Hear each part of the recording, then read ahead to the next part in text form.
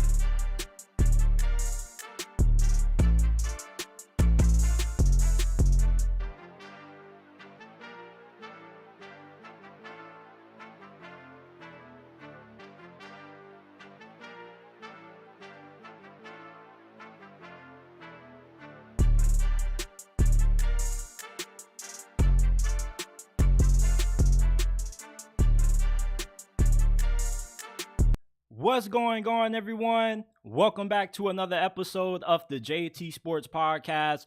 I'm your host, JT. We got a lot of things to get into on tonight's episode, man. You have Deion Sanders saying how Shedeur and Travis Hunter aren't going to just get drafted by any team when they are eligible for the 2025 NFL draft next year. He said that there's a strong possibility that both Shedeur and Travis Hunter could pull a Eli Manning. The Steelers and the Seahawks have already announced who their starting quarterback is going to be for this year. Are they making the right decisions to just go ahead and announce who their QB1 is at this moment without any competition? The NFL has banned the hip drop tackle. Playing defense in the NFL just got 50 times harder. League owners have approved banning the swivel hip drop tackle, which saw Mark Andrews miss the majority of last year because of the tackle, and Jordan Travis, who had his season cut short due to also suffering the fate that this tackle seems to have on a lot of players, because it has one of the highest injury rates out of any tackle in the league right now.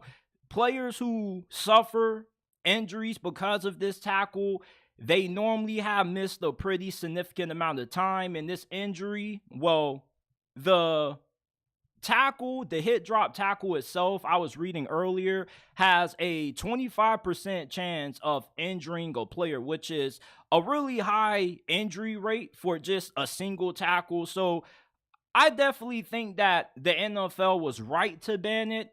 But at the same time, it does make playing defense a lot harder in the league. And I got some thoughts on the Tennessee Titans' aggressive free agency move. I also have my second mock draft of this draft process. This is my post-free agency mock. And the Minnesota Vikings are attempting to trade up for JJ McCarthy. Are they making the right decision? Before we dive into it, hit that like button, subscribe to the channel. Remember that we're not just a YouTube channel, we are a podcast.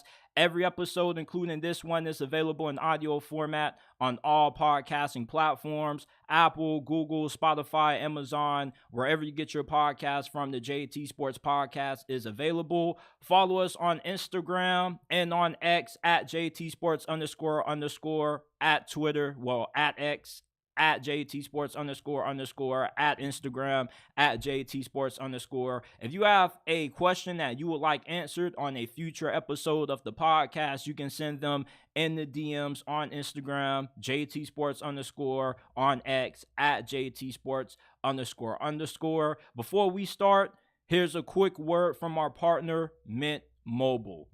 Does it piss you off how much you pay for your monthly phone bill? Why are you getting frustrated when our partner Mint Mobile has plans as low as $15 a month that give you unlimited talk and text on the nation's largest 5G network? Stop getting frustrated with how much you spend on your monthly phone bill and go to trymintmobile.com/JTsports in description and pinned comment down below to get access to premium wireless for only $15 a month. That's only $15 a month. Switching to Mint is easy. It only takes 15 minutes to do. If you're pissed off with how much you pay for your monthly phone bill, switch to Mint Mobile today and go to trymintmobile.com/JTsports in description and pin comment down below to get premium wireless for only $15 a month. Stop getting upset with how much you spend on your monthly phone bill and switch to Mint Mobile today. Okay, so playing defense in the NFL just got 50 times harder. League owners have approved banning the swivel hit drop tackle. This tackle has a pretty high injury rate. We saw Mark Andrews miss the majority of last year because of this tackle. College quarterback for Florida State, Jordan Travis, also had his season cut short due to suffering the fate of this tackle, or suffering to the fate of this tackle. All I'm trying to say is that the hit drop tackle has been officially outlawed in the National Football League. Many people are upset about this. They're saying, how can these guys play defense anymore? Now, you can't even cover guys as a defensive back. You can't hit nobody high. And now you're banning a tackle that was really beneficial for smaller defensive players who are trying to tackle guys who are 30, 40 pounds bigger than them, such as Derrick Henry and whatnot.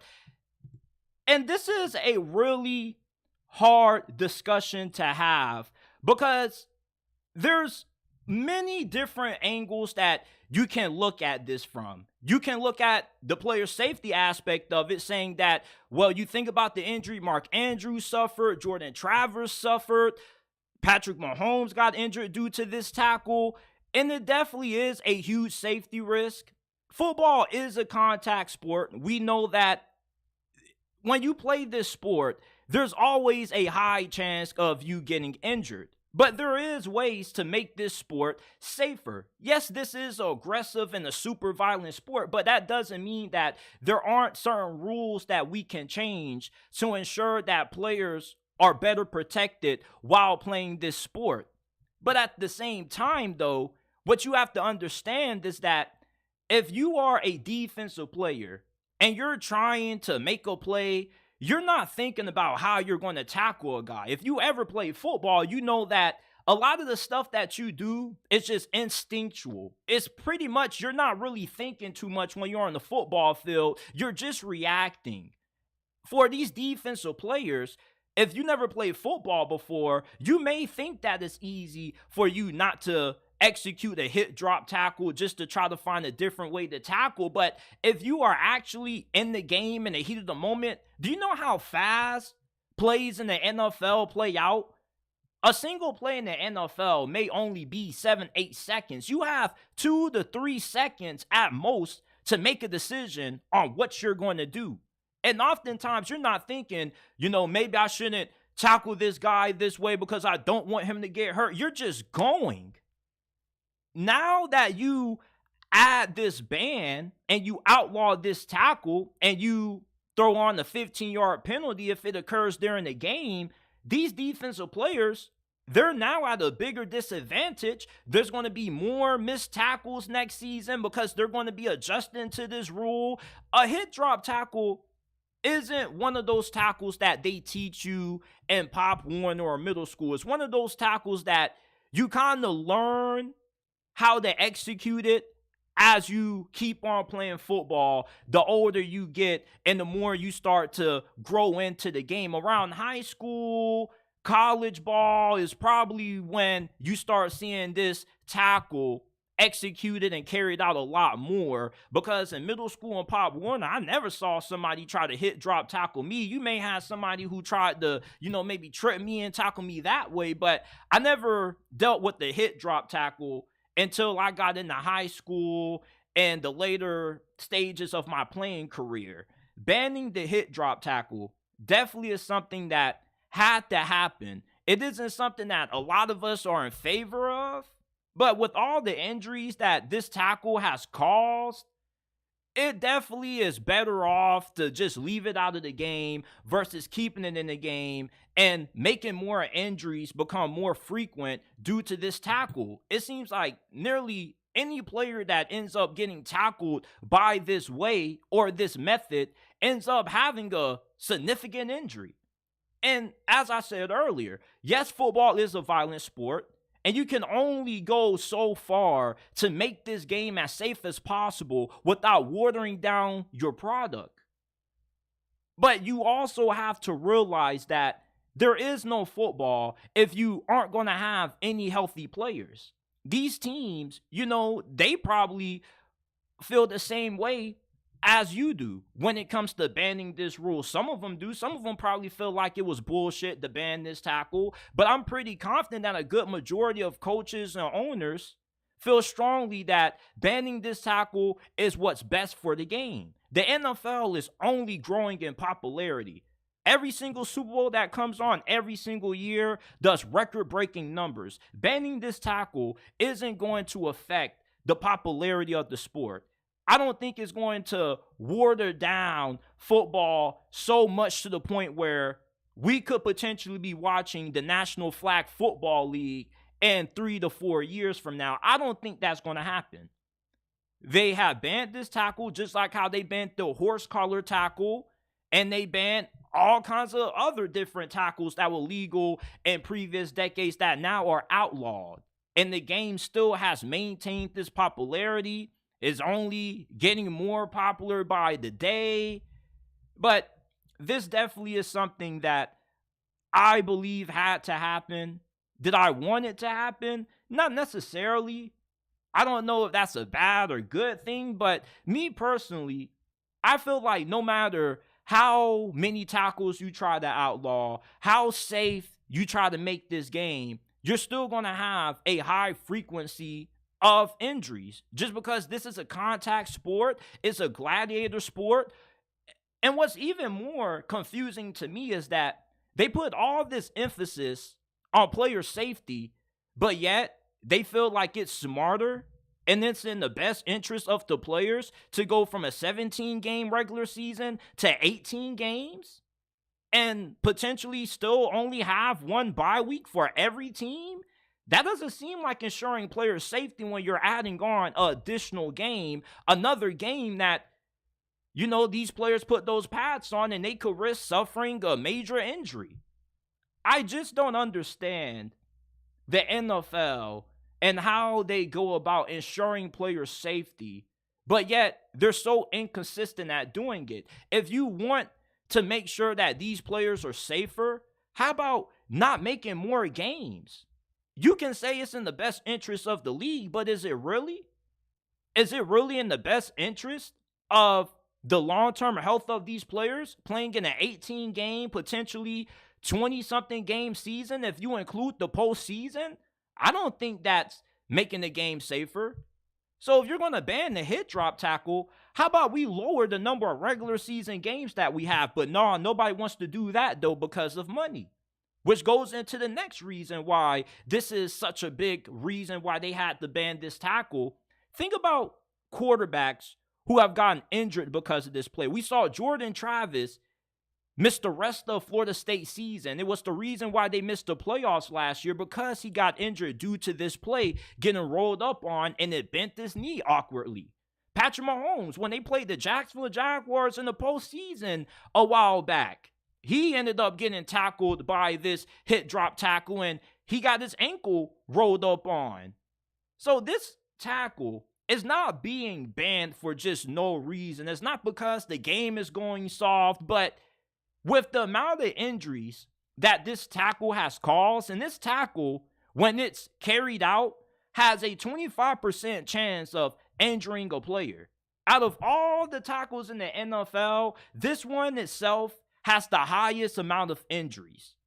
And of course, with this being a aggressive sport, injuries are a part of the game. But if you have a tackle that just creates so many injuries and is so problematic, it just makes a ton of sense to ban it. Just get rid of it altogether. The players on defense are going to adjust.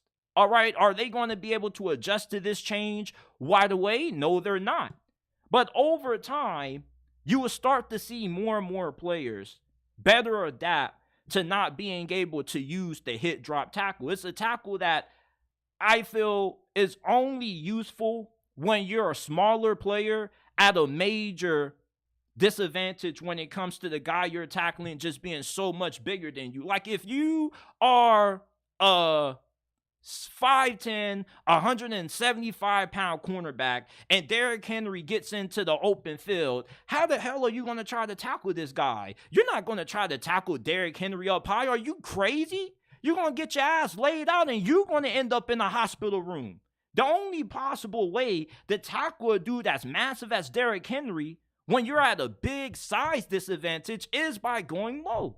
And when you go low, you kind of tend to add a little bit more force to try to bring a guy like Derrick Henry down, which may involve you having to twist your body around, maybe trying to execute the hit drop tackle, which is why this tackle is so effective, because it is more effective at bringing down bigger ball carriers. You take this tackle out of the game, do you not know how hard it's going to be to get guys like Anthony Richardson, DK Metcalf down now? There are going to be so many broken tackles in the league this year that we may see an all-time high in broken tackles for a regular season in the National Football League. This is a tackle that I don't see used like very, very often. But there are weeks where you definitely see when this tackle is executed, it definitely has a devastating effect. So the NFL banning this for player safety makes sense, but the idea of expanding the regular season to 18 games when we just went from 16 to 17 and potentially 17 to 18 is promoting and ensuring player safety and health also doesn't make too much sense to me. But the owners have approved of this. Obviously, you don't want to see any of your star players miss a large portion of the season because they get tackled this way that just got outlawed. And for all the people that are upset and riled up about this tackle getting banned, I mean, like, it's understandable, especially if you are a defensive player.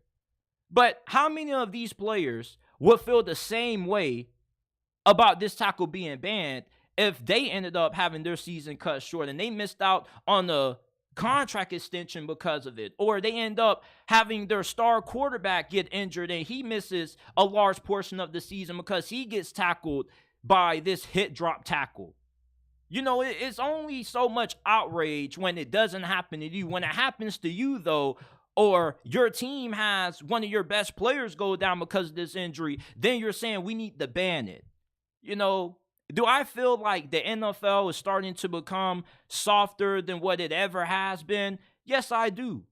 But I do believe that the game of football is a lot safer now than what it was back in the 80s, 90s, and early 2000s. Like, it always makes me laugh when I see people comment, oh, the NFL ain't what it used to be, man. I miss when they used to be able to hit somebody. Yeah, used to be able to hit somebody, and then you were getting your head knocked around for 10 decades with, tackles that weren't the safest and end up causing millions of former players CTE.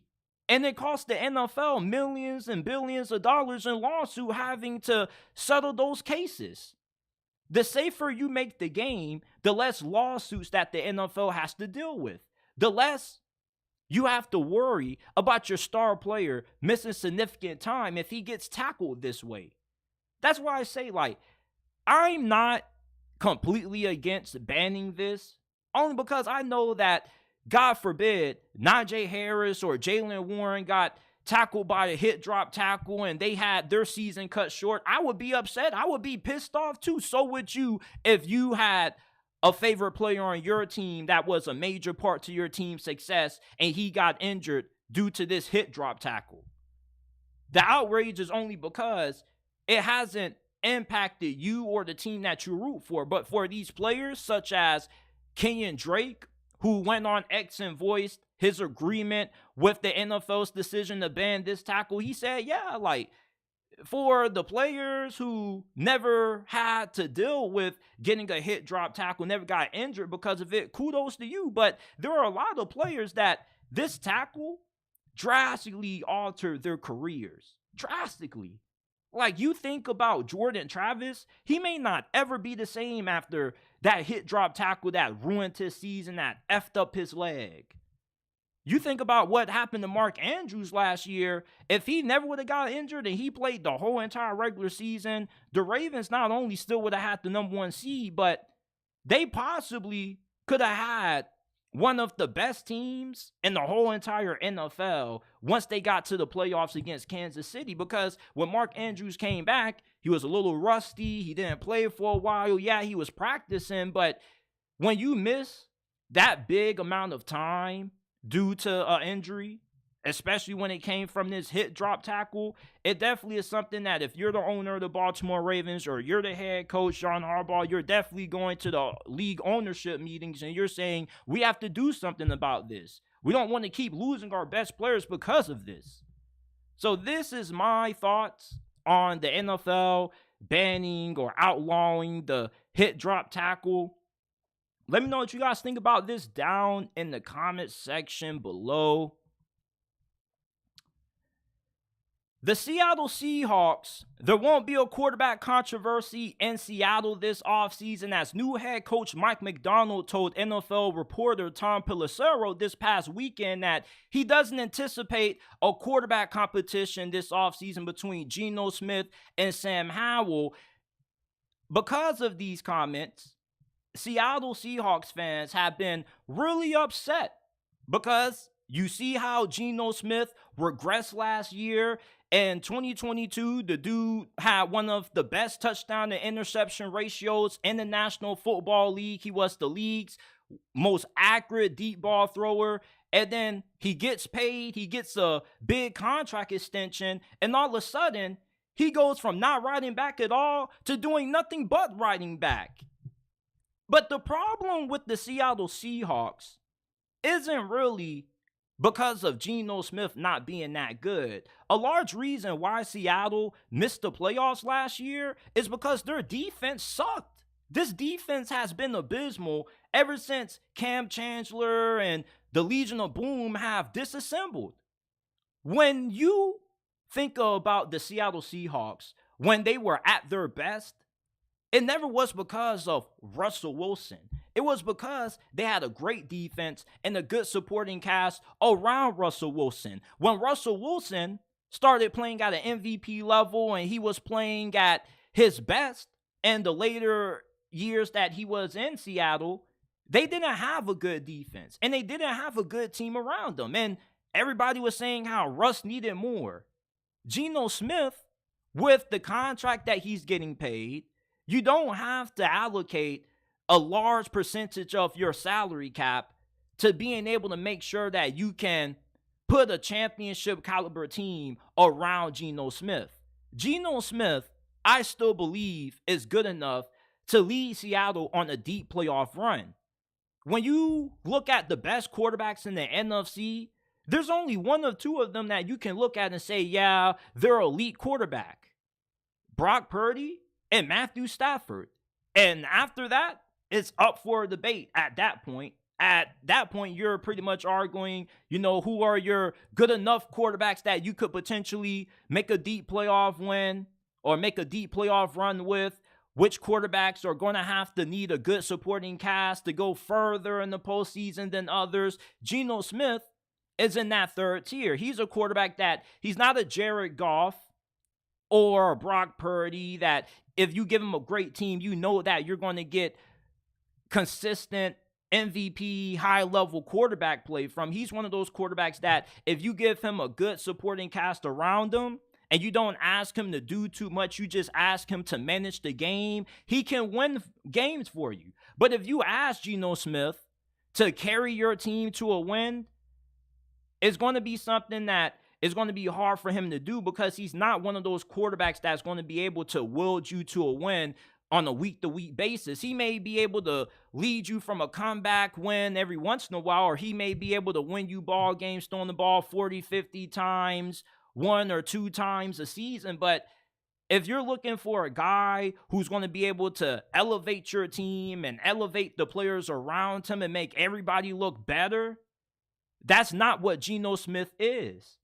For Seattle this year in the draft, it would make the most sense, instead of trying to target a quarterback of the future this year, to just continue to improve the offensive line, improve that defense, and then next year, when you want to take a stab at trying to find your QB1 of the future, you have a way better team that is better suited for a young quarterback to come in and have immediate success. You can blame Geno Smith for how he played in big games like the Cincinnati Bengals game early in the season last year, where late in the fourth quarter, the dude just fell apart. But you also have to give a fair amount of criticism to how bad the offensive line for Seattle was this year. And I thought that their offensive line was going to be one of the best in the NFL in 2023. And it was a major disappointment. And it's not that their offensive tackles were bad. It's that the interior of their offensive line was abysmal. Like, their interior offensive line got absolutely destroyed several times last season. You can't put that all on Geno Smith. If you are a quarterback that specializes in being able to throw the deep ball accurately and effectively downfield, you need time to do that. Geno Smith didn't get as much time to throw the deep ball in 2023 compared to what he was getting in 2022. Seattle's offensive line, in my opinion, took a major step back last season. And until that offensive line gets fixed, which has been a big problem with that franchise for nearly a decade now, it doesn't matter who the hell you get back there at quarterback. The teams that go the furthest in the postseason are the teams that get the best trench play. If you don't have great offensive line play, you got damn near Tom Brady or Patrick Mahomes back there, you're still only going to go so far. Geno Smith is good enough for Seattle to be a playoff team this year. Do you not know how well Seattle has drafted the last 3 years? They're one of the best drafting franchises in the NFL right now. They have absolutely killed the draft. And there's no reason to expect that they won't do the same this year. There's no need to go after a quarterback if you're Seattle. You already have Sam Howell. Sam Howell, you let him sit for a year behind Geno Smith. Or maybe if Geno Smith just doesn't play that good this year around week 6, week 7, you can go ahead and make that quarterback change. But right now, going into this season, I haven't seen anything out of Geno Smith's play last year that shows me, yeah, like we really need to get rid of this guy like ASAP. I saw a quarterback in Geno Smith last year that played like a guy who potentially could be replaced if you can find a suitable replacement for him at that moment. But since Seattle doesn't have that, you don't have a guy right now who you could go trade for and get and say, oh yeah, this guy's just an outright upgrade over Geno Smith. Until you find that, it would be in your best interest to roll with Geno Smith, because you can definitely do a lot worse than Geno Smith. Have you not seen Daniel Jones? Did you not see Russell Wilson last year? Hell, did you not see Mac Jones and Zach Wilson? If the New York Jets had Zach Wilson last year, they possibly could have been a 9-win team. Maybe they would have snuck in as a 7 seed. Same thing with the Las Vegas Raiders. Geno Smith definitely has to be replaced, but he doesn't need to be replaced right now. You feel me? Seattle can wait to replace Geno Smith when a better replacement comes along. And maybe his replacement definitely is Sam Howell. It may not be the right time for Sam Howell to start yet. Sitting behind Geno for a few weeks, maybe a season, would do Sam Howell a lot of justice. and give him time to think about how to become a better decision maker with the football. Sam Howell has a lot of upside, but right now I wouldn't take him over Geno Smith just because he's just so reckless. At least with Geno Smith, you have a guy who you can trust to take care of the football. After the 20-something interceptions that I saw Sam Howell throw in 2023, he needs to sit on the bench. And before he gets his opportunity, he has to show this coaching staff in Seattle that he can take care of the football. He can be an effective quarterback at moving the ball downfield while doing it minimizing mistakes. Geno Smith, for all of the flack that Seahawks fans have to say about him, at least you have a guy who can take care of the football, who can effectively lead you downfield at times as long as you have a good team around him. I thought that Seattle was a dark horse Super Bowl contender last season. I thought that Geno Smith was going to pick up right where he left off in 2022, and that didn't happen. But I don't think it all was because Geno just sucks, watered through a garden hose. I just think that the team that Seattle thought they were going to have last season just wasn't as good as what they thought. And the offensive line didn't do him any favors. He is an older guy. He is going to start regressing in the next couple of years. His arm strength is going to go down. His mobility is going to go down also because he is up there in age. But Geno Smith, there's no reason for him to be replaced right now. The Seattle Seahawks have way more bigger issues that they need to worry about outside of trying to find who's going to be the future at quarterback. And year one under Mike McDonald, you could be not just a playoff team, but maybe you could be one of those teams that maybe you win a game or two because the roster is talented enough to do so. I thought that Seattle had a good enough roster where they could have challenged for the West last year. You got good receivers. You got a really talented young defense. All you need is a bright defensive mind like Mike McDonald to have that defense playing up to its potential. Offensively, this offense has been a middle-of-the-road offense for the last 3-4 years just because they haven't gotten great offensive line play. And until the offensive line play improves and it stops being a problem for Seattle, I don't see how they ever are going to make it far in the playoffs because even when you had Russell Wilson, you still weren't going that far in the playoffs outside of his earlier years up there. Until this offensive line improves, there's no reason for Geno Smith to be replaced. There definitely are a lot better quarterbacks right now than Geno Smith, but not a lot of them are available. And there definitely are way worse quarterbacks than what Geno Smith is. Now, the Seattle Seahawks aren't the only team that has already announced their starting quarterback for this season. The Pittsburgh Steelers, even though they recently traded for quarterback Justin Fields, Russell Wilson is pretty much already the starting QB for this season, at least right now. At the NFL's league meeting this past Sunday, Mike Tomlin said Russell Wilson will have the pole position. I'm going to repeat that. Russell Wilson, Mike Tomlin says, will have the pole position, but 2021 first-round pick Justin Fields will still have the opportunity to compete when the time is right. You know, Mike Tomlin, my question for you is not just what is pole position, but what is the right time for Justin Fields to have the opportunity to compete? Why isn't right now the right time? Because I don't see anything in Russell Wilson right now that has shown that he automatically should be given the QB1 job right now. We haven't even seen these dudes do OTAs, training camp. We haven't even seen them throw any passes on airs and any 7-on-7 drills. We haven't seen anything out of Russell Wilson in the black and gold. And yet, we're already naming him the starting quarterback? That doesn't make any sense to me. And Mike Tomlin's justification for going ahead and naming Russell Wilson QB1 is because you don't really want a lot of confusion when OTAs do get here. You definitely want Russell Wilson, if he's going to be your starter for you, to get the majority of the first team reps. But Russell Wilson didn't play that good last year. And I get so sick and tired of you people bringing up the fucking stats. Fuck the stats, man. If the dude was that good, Denver wouldn't have taken an $85 million record dead cap hit to get rid of this dude, man. I'm getting so tired of people making it seem like the Steelers are getting the Russell Wilson that we saw in Seattle. That Seattle version of Russell Wilson is long gone.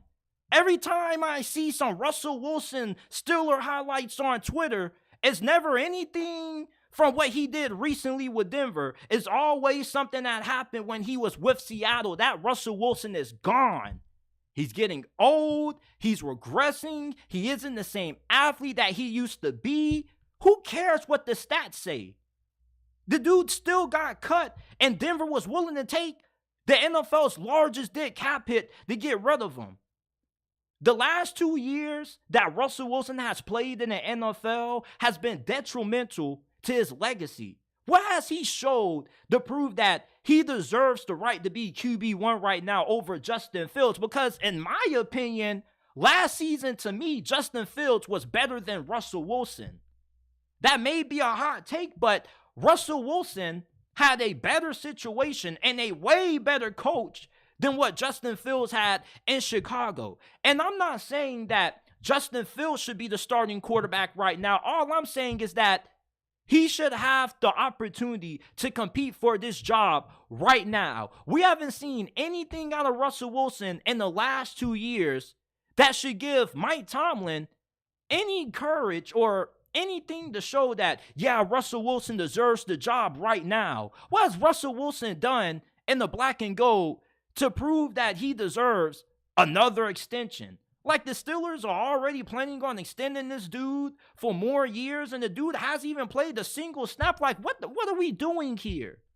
This is politics at its best, and it's the same decision that Mike Tomlin keeps making when he keeps playing these politic games with the quarterback position that has the Steelers franchise in the current state that they're in right now being stagnant, being mediocre. The standard in Pittsburgh has went down because Mike Tomlin's commitment to excellence, it just seems like he is more committed to mediocrity than he is when it comes to winning another championship. No matter how good Russell Wilson plays, he's not going to play good enough to lead the Steelers to the Super Bowl this year. And that should be the goal for Pittsburgh. F a playoff win. If you're not aiming to win the Super Bowl every year, or you don't have a quarterback who you believe can lead you to one and can go toe-to-toe with Patrick Mahomes, you don't have a quarterback. You have a quarterback problem. You see, like, Russell Wilson is cool for a one-year stopgap, but let's stop kidding ourselves. This dude doesn't have 4 or 5 years left of high-level play. The Steelers will be lucky enough if they even get above average quarterback play out of Russell Wilson this year. What has Russell Wilson showed in the last 2 years to give the Steelers so much confidence that we don't need to see a quarterback competition between Russ and Justin Fields go down in OTAs or minicamp? Like, what? Justin Fields and Russell Wilson, if you watch them play the last 2 years, I think they've been on the same playing field. Russell Wilson has just as much to prove as Justin Fields. The only thing that Russell Wilson is surviving off right now is legacy. Everybody keeps talking about what Russell Wilson did in Seattle. He's a former Super Bowl champion, multiple-time Pro Bowler, one of the best quarterbacks of the 2010s. I agree with all of those things, but you know what you keep referencing? You keep referencing the past. And you're not looking at what Russell Wilson is right now. What Russell Wilson is right now is a washed, aging, and regressing quarterback. I don't care about him having more experience than Justin Fields. Based off what we saw out of him and Justin the last 2 years, they both ended up in Pittsburgh for a reason. You want to know why? Because they weren't good enough for their previous teams. Anytime you have a team willing to take a record dead cap hit to release you, you don't think that, maybe it was something wrong with that player that would make Denver willing to take that much of a dead cap hit? I don't get why so many Steelers fans are trying to get amped up for Russell Wilson. It's the same shit when y'all try to get amped up when we signed Mitch Trubisky in free agency a few years ago. Y'all remember that? Because I certainly do. I'll never forget the amount of Steelers fans that came at me because I felt Mitch Trubisky was going to be a terrible quarterback for us. Are you kidding me? Are you serious right now? I get that the Steelers haven't gotten serviceable quarterback play in years, but that doesn't mean that we need to get riled up and excited about any halfway decent quarterback that we get, because at the end of the day, all we're going to see is the same result. We just saw this past year's Super Bowl, Patrick Mahomes outdueled Brock Purdy. Brock Purdy played a really good game. The only reason the 49ers lost was because Brock Purdy wasn't Patrick Mahomes. If you don't have a superstar video game like QB, like the Ravens or the Cincinnati Bengals or the Buffalo Bills do, you're not going to go far in the postseason. Nobody cares about the Steelers having a winning record over Joe Burrow and Lamar in the regular season, because where are they when it actually matters? Sitting at home, getting their ass sent to Cancun early due to the hands of an elite quarterback. You see, unless the Steelers can get a truly elite quarterback or another Hall of Fame caliber QB like Big Ben, we're never going to make it back to another Super Bowl. I don't get why so many people are trying to get excited over Russell Wilson. This dude is washed. You're thinking of Russell Wilson for what he used to be. What he used to be was one of the best QBs in the game. What he is now is a quarterback that got cut for a record-setting $85 million cap hit. I'm not against Russell Wilson starting. All I'm saying is that let these dudes battle it out. Why are we already naming Russell Wilson? Why are we already giving this dude the keys to the Lambo when he hasn't earned it? This dude had a Toyota Camry and crashed out in Denver. $85 million dead cap hit Denver took because they felt he wasn't good enough. Sean Payton is one of the best offensive minds in NFL history. This dude damn near made it to the playoffs his final season in New Orleans with Jameis Winston, Taysom Hill, Ian Book, and Trevor Siemian all playing games for him that same season at QB. And yet, we make Sean Payton not to be the problem. Instead of looking at the actual problem, a guy who didn't live up to all of the high expectations that came with him when he got traded to Denver. Come on, man. I'm just saying, if I'm Mike Tomlin, I would have a true quarterback competition right now. I wouldn't be naming no damn starter. Who cares about trying to make sure you can find a guy who you can go into OTAs and minicamp with as QB1 and make sure he gets majority of the reps? Fuck that, man. Both these guys need to be split in those first team reps because we need to figure out who truly is the better quarterback. And the only way we're going to find that out is through competition, not just giving Russell Wilson the keys.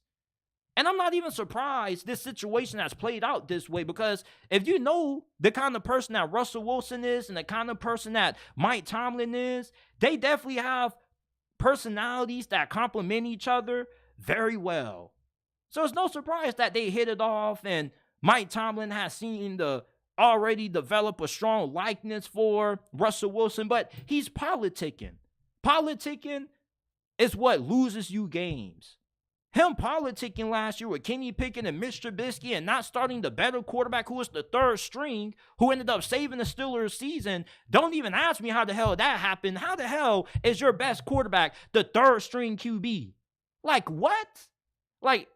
Why are so many people getting so hyped up about this when really you should be concerned? Mike Tomlin doesn't have a good eye for the quarterback position. They drafted Kenny Pickett. He thought Mitch Trubisky was a former franchise quarterback. I don't know what the hell Mike Tomlin looks for out of his quarterbacks, but based off his hits and miss records, he doesn't really have a good eye for scouting the QB position. And that's why the Steelers are in the position that they're in, with two unknowns at QB. We don't know if Russell Wilson is ever even going to bounce back to form. I doubt it. I don't even think this dude is even going to be above average this year. He may be better than Kenny Pickett and Mason Rudolph and whoever else the Steelers have been starting at that position for the past couple of years. But do you want a cookie? Y'all act like being better than Kenny Pickett and Mason Rudolph is an accomplishment when those are two of the worst quarterbacks in the league who were starting last year. So what, we're giving Russell Wilson props for being better than two of the NFL's worst starters last year? Like, come on. I'm not a Russell Wilson hater. I'm just saying that the Steelers are not playing this situation well. You said before this offseason started, there was going to be an open quarterback competition. Honor that. Have a true open quarterback competition. Why are you just giving the keys to Russell Wilson? Why is it that we have to see Russell Wilson flame out and lose games for a couple of weeks instead of just letting these two guys compete and figuring out who truly is the best quarterback? Because based on what we saw out of these two guys the last two seasons, they ended up in Pittsburgh for a reason, which shows that none of them have done anything to deserve the starting job yet. They need to work for it. They need to earn it. And I just don't agree with Mike Tomlin just handing over the keys to Russell Wilson. And this goes up. Doesn't this go against everything that Mike Tomlin preaches? Excellence, not being okay with complacency and mediocrity. Like, all this is the same rinse, wash, and repeat bullshit the Steelers have been doing at quarterback for the last couple of years. They still don't have an answer for who's going to be Big Ben's successor. We're still trying to figure that out because it wasn't Kenny Pickett, it wasn't Mason Rudolph, and I doubt it's going to be Russell Wilson. I'm just saying, the Steelers should be having Russell Wilson and Justin Fields right now going head-to-head for the right to be the starting quarterback, not Russell Wilson already being named the starting QB for this year. It makes no sense. Hell, like, we still got what? It's March right now. We got April, May, June, July. Training camp starts in late July. We still got 4 more months to go until we see these guys actually throw any meaningful passes. So, I mean, why are we already naming a starting quarterback when the season is 5-6 months away? We still got half the year to go until the 2024 NFL season kicks off, and yet Russell Wilson is already the starting quarterback in Pittsburgh. Do y'all not see that as a problem? I get Russell Wilson is a vet, but him and Justin Fields in terms of who's better, I don't really think that it's a clear-cut answer right now. I think that both aren't really that great. They both have a lot to prove, and they both should be battling for a QB1, not just giving a guy the job just because of his history. History doesn't win you anything in life. You know what does win you things in life? What you do at the current moment. What is Russell Wilson right now? A quarterback that we just saw get cut for a record-setting NFL dead cap hit. Really hope that all this is just he say, she say, and when minicamp, OTAs, and training camp roll around, we really get a true quarterback competition in the Steel City, because I'm tired of this mediocrity at quarterback. At this point, people keep asking me like, JT, y'all probably won't make the playoffs this year. Like, I really don't care. I hope we suck. I want us to be bad so we can actually be in a position to draft a truly game-changing, franchise-changing quarterback.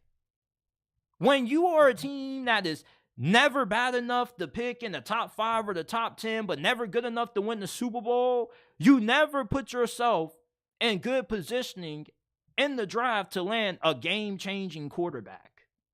So I hope that the Steelers either are good and they go all the way with either Russell Wilson or Justin Fields, or they just suck completely and they're bad enough where hopefully they can land one of the best quarterbacks in next year's draft class. But the Steelers and Mike Tomlin are definitely mishandling this quarterback situation. This should be an open quarterback competition right now. Oh, well, we're just waiting for the right time for Justin Fields to compete. When's the right time, Coach Tomlin? Isn't right now the best time? Because neither one have proven anything. Before we move on, hit that like button, subscribe to the channel if you haven't already. Remember that we're not just a YouTube channel, we're a podcast. You can find this episodes and many others in audio format on all podcasting platforms, Apple, Google, Spotify, Amazon, wherever you get your podcast from. The JT Sports Podcast is available. Follow us on the socials. You can find us on X at JT Sports __ on Instagram at JT Sports _. If you have a question that you would like answered on a future episode, you can send them in the DMs. JT Sports _ is our Instagram. JT Sports _ is our X handle. Snap.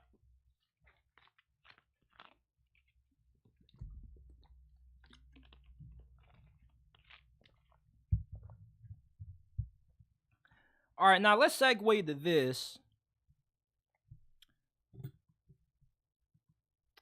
Okay, it's time for my second mock draft of this draft process. This is my post-free agency mock draft. If you guys haven't seen my previous one, go ahead, check it out. We're going to start off with Caleb Williams going number 1 overall to the Chicago Bears. Well, hold up. We're going to start number 1 overall, Caleb Williams going to, I don't know why I can't get it right, man. We're going to start off with Caleb Williams going number 1 to the Chicago Bears. Jayden Daniels going 2nd overall to the Washington Commanders. I think that the consensus pretty much will tell you that unless something crazy happens, Caleb Williams is going to be the first pick of the draft. Jayden Daniels should go 2nd overall. They could go with Drake May. There's some rumors saying they could go JJ McCarthy. Who knows? But for me, Jayden Daniels looks like the clear pick to be the 2nd quarterback off the board. Now, with the 3rd pick, this is when the draft truly begins. New England, there's some talk about them potentially trading down or taking a wide receiver at 3.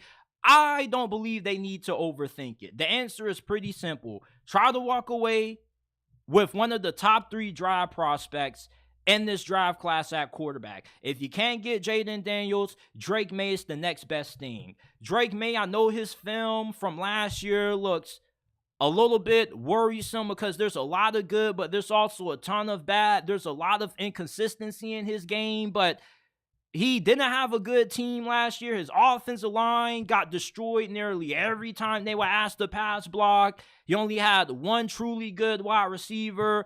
North Carolina just was a complete shit show last year. And if you take Drake May off that 2023 UNC team, I don't even think they are even bowl eligible. New England can't afford to pass on a quarterback in this year's draft unless you're confident that you're going to be in a position next year to draft a quarterback in 2025. You only get about a handful of opportunities to draft the potential game-changing franchise QB in the first round like Drake May. If you pass on this opportunity, you may end up picking 12th or 13th next year, and you may not ever get another opportunity to walk away with a QB prospect as good as what Drake May is. Arizona, with the 4th selection, I have them taking Marvin Harrison Jr. out of Ohio State. He is my number 1 ranked receiver in this class. A lot of people say Malik Neighbors could be the pick here at 4. You also could say maybe Arizona trades down, tries to get more capital, but wide receiver is just such a big need for Arizona. And even if you trade down, you may end up trading further down than what you would like, and you may miss out on the opportunity to not just get Marvin Harrison Jr., but possibly Roma Dunze or Malik Neighbors, because the way some people are talking, we could have all 3 of those guys getting drafted within the first 10 picks of this year's draft. If you're Arizona, you just take Marvin Harrison Jr. and you automatically improve your offense because you got a true number 1 wideout now. Arizona hasn't had a number 1 wide receiver ever since Larry Fitzgerald hung up the cleats. Marvin Harrison Jr. is going to change that. And their wide receiving core, as it stands this moment right now, is one of the worst in the NFL. They don't really have too many wide receivers that you can look at on that depth chart and say, oh yeah, like they definitely can be a primary target for Kyler Murray next year. Like, you got to go give K1 some help. Getting Marvin Harrison Jr. would be the perfect selection. He's everything that you want in a receiver.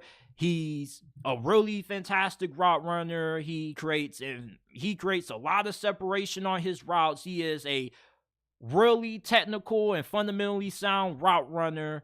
He also has the ability to come down with 50-50 balls. He has a little bit of yak ability. He's just a truly all-around talented wide receiver. Now, is he as explosive as Malik Neighbors? No, he's not. But when you're looking for a wide receiver prospect that can do everything, and when I mean everything, literally everything, even blocking, Marvin Harrison Jr. is your guy. Arizona shouldn't overthink this. You need to continue to build around Kyler Murray. Your offensive line doesn't look that good. Your receiving core isn't that good. You kind of got no choice but to take Marvin Harrison Jr. here. Now, with the 5th overall selection, I have the Vikings trading up with the Los Angeles Chargers. The Chargers are going to get the Vikings 11th and 23rd picks in this year's draft, along with a first rounder in next year's draft class. And they're going to take quarterback JJ McCarthy out of Michigan. Now, I get it that a lot of us believe JJ McCarthy is overhyped. He's overrated. But going to Minnesota could possibly be the best landing spot JJ McCarthy could land outside of Caleb Williams going to the Bears, because Minnesota pretty much is a playoff team. You got Jay Jettas, Jordan Addison, TJ Hawkinson, Aaron Jones, and Kevin O'Connell is one of the best offensive minds in the NFL. He did a really nice job with Nick Mullins and Joshua Dobbs. Even though neither one of those guys were able to get Minnesota to the playoffs, at least those guys were able to give them serviceable enough quarterback play in certain games where Minnesota was able to stay afloat in the thick of the playoff chase. Even when Kirk Cousins got injured, when Kirk Cousins went down, you would have thought their season was over. And they were still able to stay afloat because of how good of an offensive mind Kevin O'Connell is. With a guy like JJ McCarthy, who has a lot of question marks, he's viewed more as a boomer bust prospect, I could see him working out in Minnesota because of Kevin O'Connell. When you got a good offensive-minded coach, you can trust them to develop a young quarterback. There were a lot of red flags about Anthony Richardson last year, and the few games that we saw of him, the dude looked fucking incredible. And that was mainly because of Shane Steichen and all of the work that he did as the head coach and the play caller on offense for Indy last year. And Indy nearly made it to the playoffs with Gardner Minshew. If you have a quarterback prospect that does have the kind of concerns that JJ McCarthy has, and he's going to an offensive-minded coach with the team that already is somewhat built to have instant success, you go ahead, you trade up what you need to get if you feel JJ McCarthy is truly your dude, only because if I'm Kevin O'Connell, I believe that I can work and succeed with any QB. So that's why it makes sense for Minnesota to trade up with the Chargers for the 5th overall pick to get JJ, because with the way a lot of people are talking about JJ McCarthy, the dude has impressed so many teams, so many front office executives and scouts that it's becoming more and less likely that you're going to be able to get this dude unless you're in the top 7 of this year's draft. And if you're in the outside of the top 10, like Minnesota and Denver currently are, you definitely have to get into the top 7 to even have a chance at landing this dude. With the 6th overall selection, I have the New York Giants drafting Oregon quarterback Bo Nix. Bo Nix, I love his game. He has a really good arm. He's really good functioning within structure. He gets the ball out fast. He goes through his progressions pretty good. He also reads defenses and coverage pretty good as well.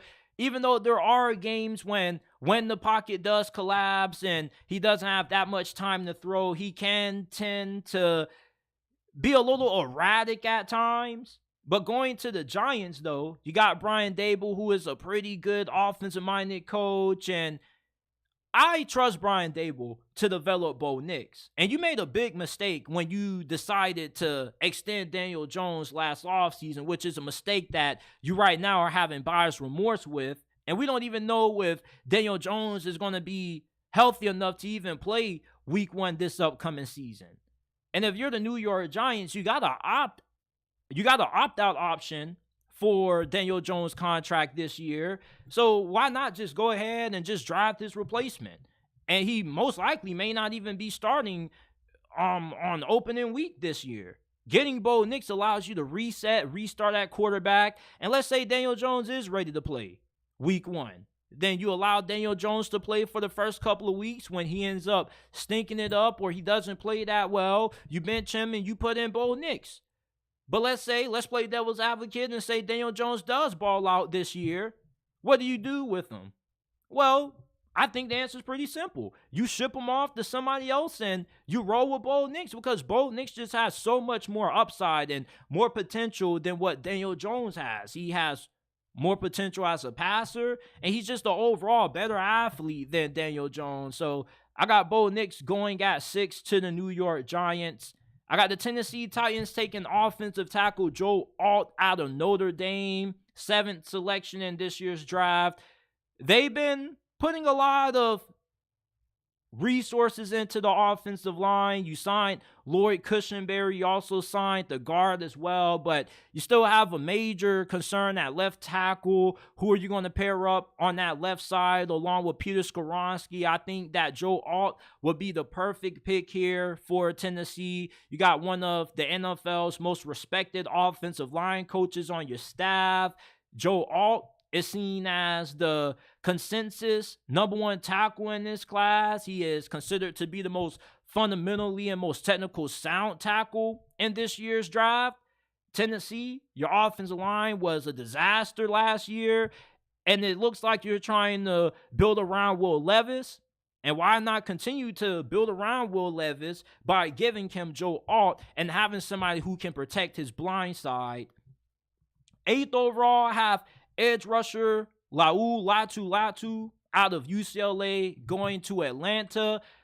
To me, Latu is the best edge rusher in this class. Anytime I watched his tape or any game that he played in last year, it seems like he has instant block shed. Anytime he just executes a pass rush move, it seems to work with a lot of success.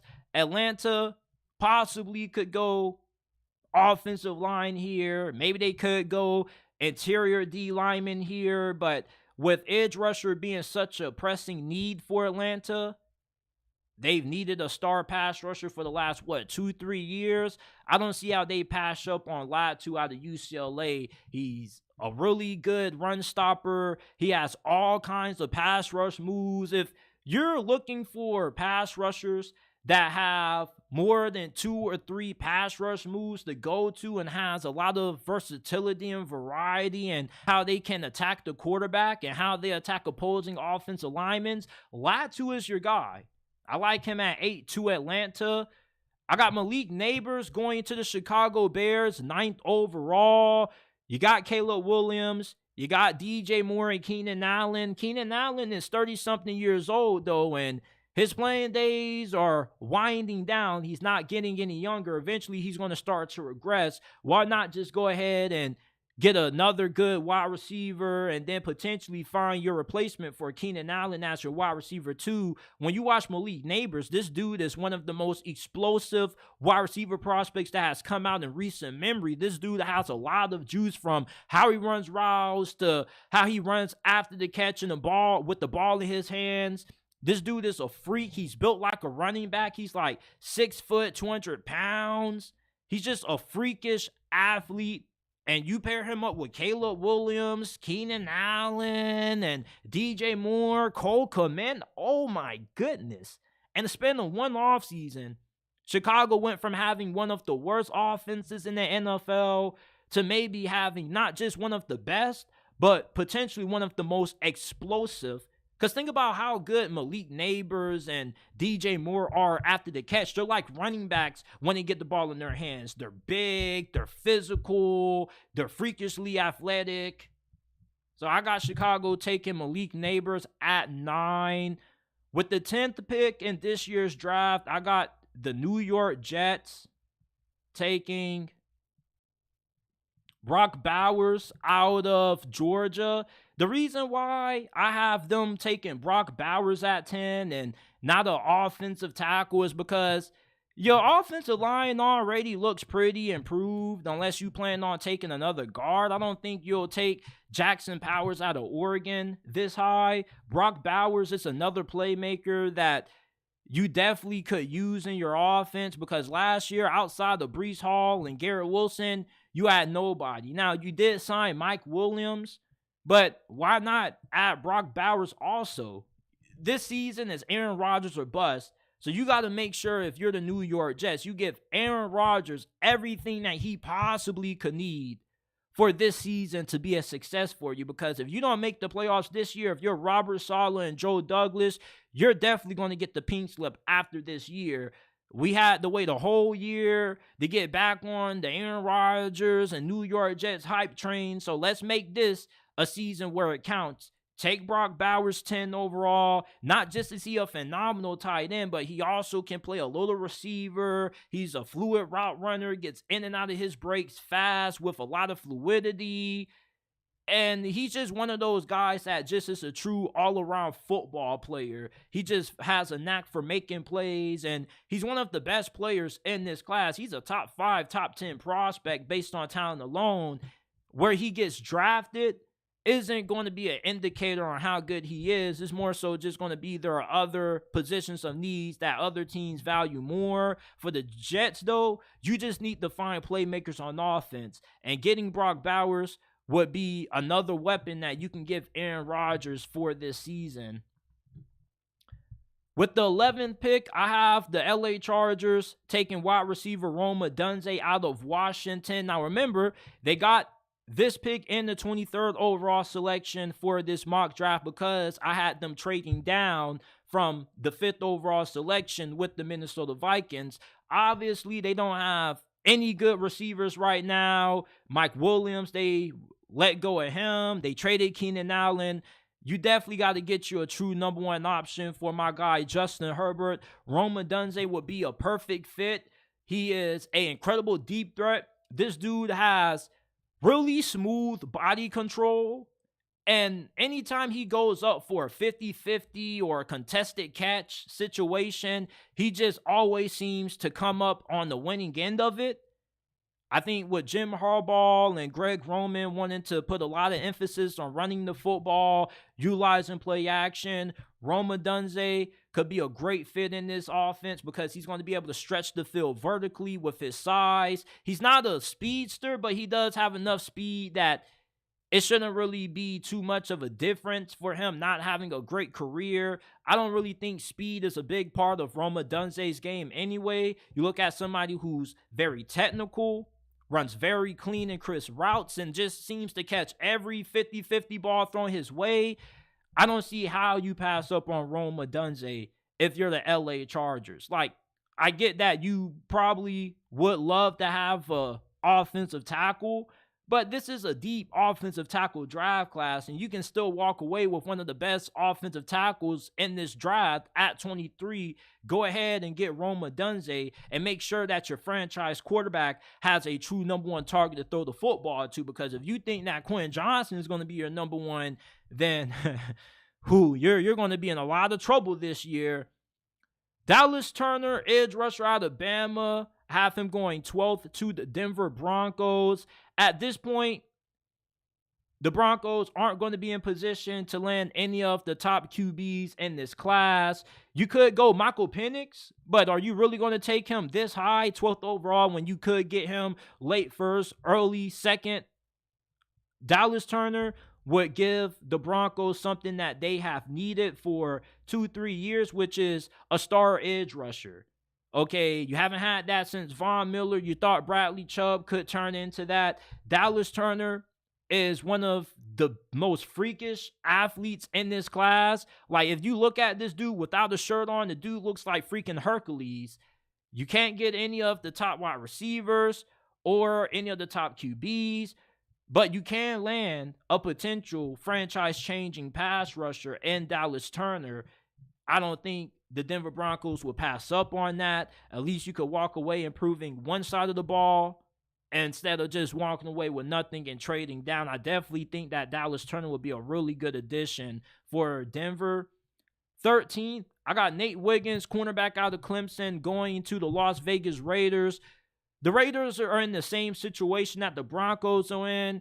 You're not in a good position to draft a quarterback because all of the best ones are off the board. You could go offensive tackle here, but if you get corner, with how good Nate Wiggins is and man coverage, how physical he is, he'll be a perfect complementary corner on the opposite side of Jack Jones. And you look at how scary that defensive line is.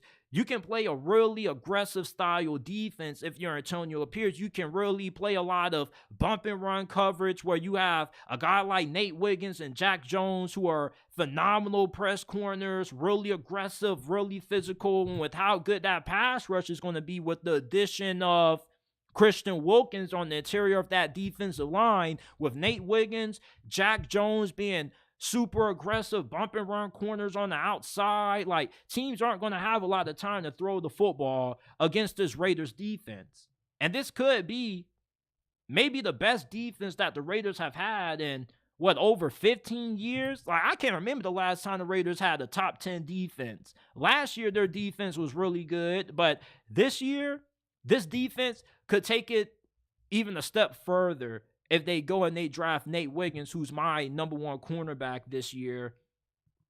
14th overall, I have defensive lineman Jazon Newton out of Illinois going to the New Orleans Saints. This dude is incredibly underrated. To me, he's a top 10 player in this class. It's really hard to find interior D linemen, especially if they're playing defensive tackle or nose tackle, who have the kind of production that Jazon Newton has had at getting after the quarterback. His last couple of years, he's been one of the best interior pass rushers in all of college football. New Orleans pass rush kind of went down a little bit when they lost their defensive coordinator who went to Atlanta. He's now with the Jacksonville Jaguars, and that D-line definitely needs a lot more juice on it. Jazon Newton would be not only just the instant impact day one starter for New Orleans, but to me, he's an early candidate to win Defensive Player of the Year. That's just how good I believe this guy is at getting after the QB. He also is pretty good against the run. I think that if you're in New Orleans, yes, a wide receiver may be appealing, even taking another offensive tackle maybe, but if you got a chance to get a really good interior pass rusher, it's hard to pass up on that. I got them taking Jazon Newton at 14. With the 15th selection, I have cornerback Quinyon Mitchell out of Toledo getting drafted by Indianapolis. Indianapolis was one of the finalists for the L'Jarius Sneed sweepstakes, which they ended up losing to their division rival, the Tennessee Titans. And Quinyon Mitchell, to me, he is a really great athlete, really smooth, good hips, really good in off coverage. He definitely would be a perfect fit for the kind of defense that the Colts like to run. And I don't think you can afford to pass up on him at this point with how big of a need cornerback is for you. And I think that he is either cornerback 1 or cornerback 2 in this class, and then there's everybody else. Now, I do like Terrion Arnold, but I just love the way Quinyon Mitchell just plays the game. You also got somebody who's going to be a willing tackler for you as well, which is very rare to see out of this new generation of corners that are now starting to come into the league. So I got Quinyon Mitchell 15th to Indianapolis. With the 16th pick, I have the Seahawks taking offensive guard out of Oregon, Jackson Powers. He's seen by many to be the best interior offensive lineman in this class. The interior of the offensive line for the Seahawks last year was a complete disaster. And as I said earlier, you can say, yeah, you need to replace Geno Smith, but is replacing Geno Smith a bigger priority right now than improving the interior of that offensive line, which is still giving you major problems. Jackson Powers, at this point, 16th. You can't pass on him, man. This dude is one of the better offensive guard prospects that we've seen in a very long time. He potentially could get drafted in the top 15. This dude is an absolute mauler. He's one of those offensive linemen that I like to call a big boy bully. And the reason why I call him a big boy bully is just because you watch this film, this dude is doing nothing but pancaking guys, mauling guys to the ground. Like, he's real nasty. He has a mean streak about him. Seattle needs to get this dude, man. Like, if Jackson Powers is on the board at 16 with how bad their offensive line has been over the last couple of years, especially on the interior, you can't afford to pass on Jackson Powers, man. Your tackle situation is pretty good. You got Abraham Lucas, Charles Cross. Now imagine adding Jackson Powers to line up on the opposite side of one of those dudes, left guard, right guard, wherever you want to put him at. This dude is going to be a monster. This dude is a bulldozer. He definitely will not only improve the pass blocking for Seattle's offensive line, but they would be damn near unstoppable on the ground with him. Like, oh my goodness. You talk about somebody who just is an absolute monster truck in the run game. Like, y'all need to watch some Jackson Powers film, dog. I know offensive linemen aren't really the most entertaining to watch, but Jackson Powers, bro, his film to me is really impressive. And I'm not even somebody who cares that much about offensive line play. Byron Murphy out of Texas, interior defensive lineman. I have the Jags taking him with the 17 pick. The Jaguars signed Tariq Armstead in free agency. That's cool, but there's still a lot of work to do on that defensive line. You have Byron Murphy, and then you have Tariq Armstead, Trayvon Walker, who's now starting to come into his own, and Josh Allen, when you end up giving him a long-term extension. I hope you give Josh Allen a long-term extension. This is going to be a really scary defensive line. Like, Byron Murphy, he's going to be really good against the run. He does offer some pass rush potential there, although I don't think he's as good getting after the quarterback as Jason Newton is. I don't think there's too big of a gap between the two. So if you're Jacksonville, Byron Murphy would be the perfect pick for you with the 17th selection. I got Brian Thomas Jr., wide receiver out of LSU, going 18th to Cincinnati. I know you Bengals fans going to say, JT, we need a tackle. Alou Fashanu, Talisi Fagua are still on the board, and we're just going to pass on those guys because, yes, like, you just signed Trent Brown. Now, I know that Trent Brown isn't anything special, and you signed him to a short-term deal, not worth a lot of money, but what are you going to do to replace T. Higgins? I get that this is a deep receiver class, and you can find a lot of great receivers later on, but Brian Thomas is pretty much the essential from you going to T. Higgins to you going to T. Higgins 2.0 with the much reduced asking price. Because think about all the money that T. Higgins is asking for. This guy's probably going to get somewhere between 21 to 23 million a year. And you don't have the money to be able to afford that when you just extended Joe Burrow. You got to pay Jamar Chase. Getting Brian Thomas Jr., you reestablished that LSU connection. Now you got Jamar Chase, LSU guy, Brian Thomas Jr., LSU guy. And not only is this dude incredible at just finding ways to muss everybody, I mean, all you got to do is just throw it up if you're Joe Burrow to Brian Thomas. Like, this dude's measurables are off the charts. He has great size, and he also runs pretty well despite his build. Normally, when you see these long, lanky, built wide receivers, you don't expect them to be that nimble after the catch. But Brian Thomas Jr., he has a lot of yak ability. He has really good balance after the catch as well. Like, he's not the easiest dude to bring down. Look how big this dude is. And he ran a 4.3 something at the NFL Combine, which made him a lock to be a top 20 pick in this class. Like, you got this size and you're running what, 4.33? Are you kidding me? Like, you cannot afford to pass up on this guy if you're the Bengals and you truly are looking to trade T. Higgins because you can't come to agreement on a long-term deal. I definitely think the Bengals offensive line is decent enough that they can afford passing on the offensive tackle in the first round, get one in the later rounds, and they can be decent because Brian Thomas Jr. with Joe Burrow and Jamar Chase, like, whew. That's scary, and I'm a Steelers fan. I don't even want to think of that. I hope it doesn't happen. With the 19th pick, I got the Rams taking Penn State edge rusher Chop Robinson. Now, even though Latu is my number one graded edge rusher for this year, Chop Robinson is my favorite pass rusher in this class.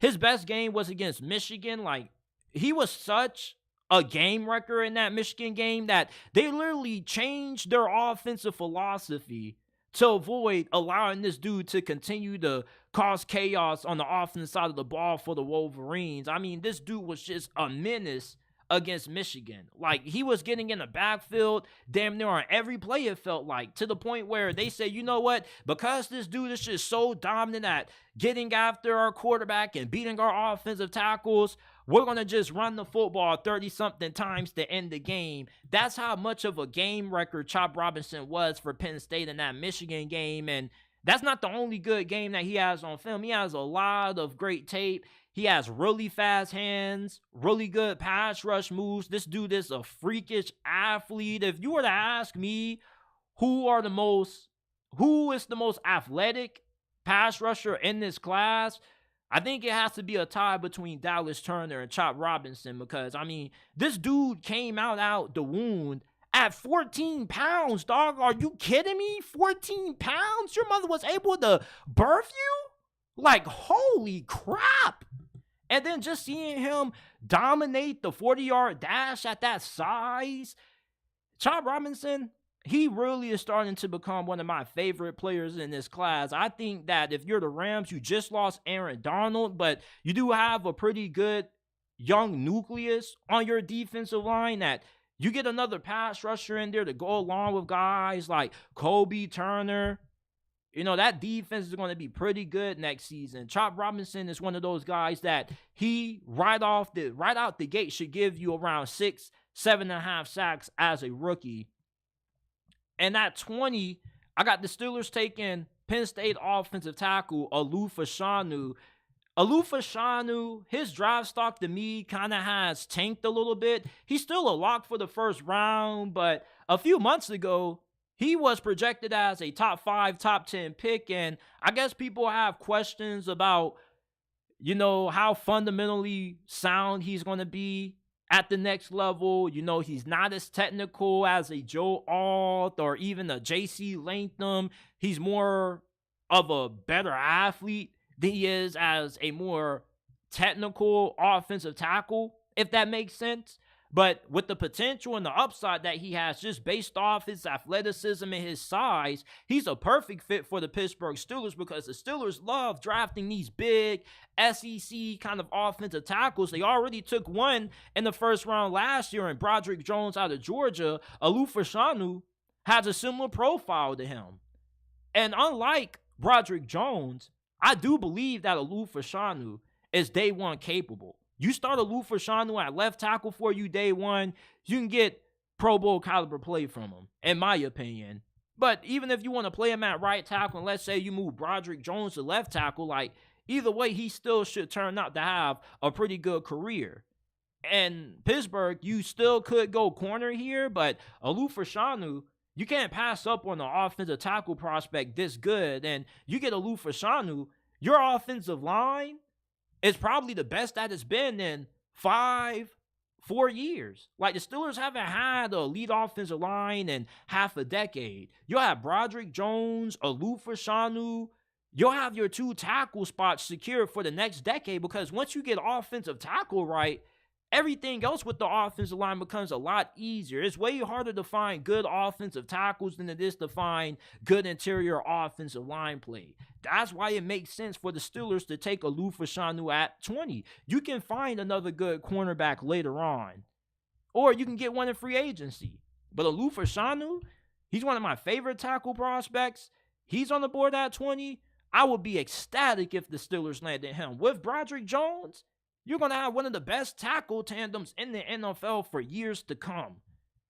Now, the 21st selection, I got the Dolphins taking interior offensive lineman Graham Barton out of Duke.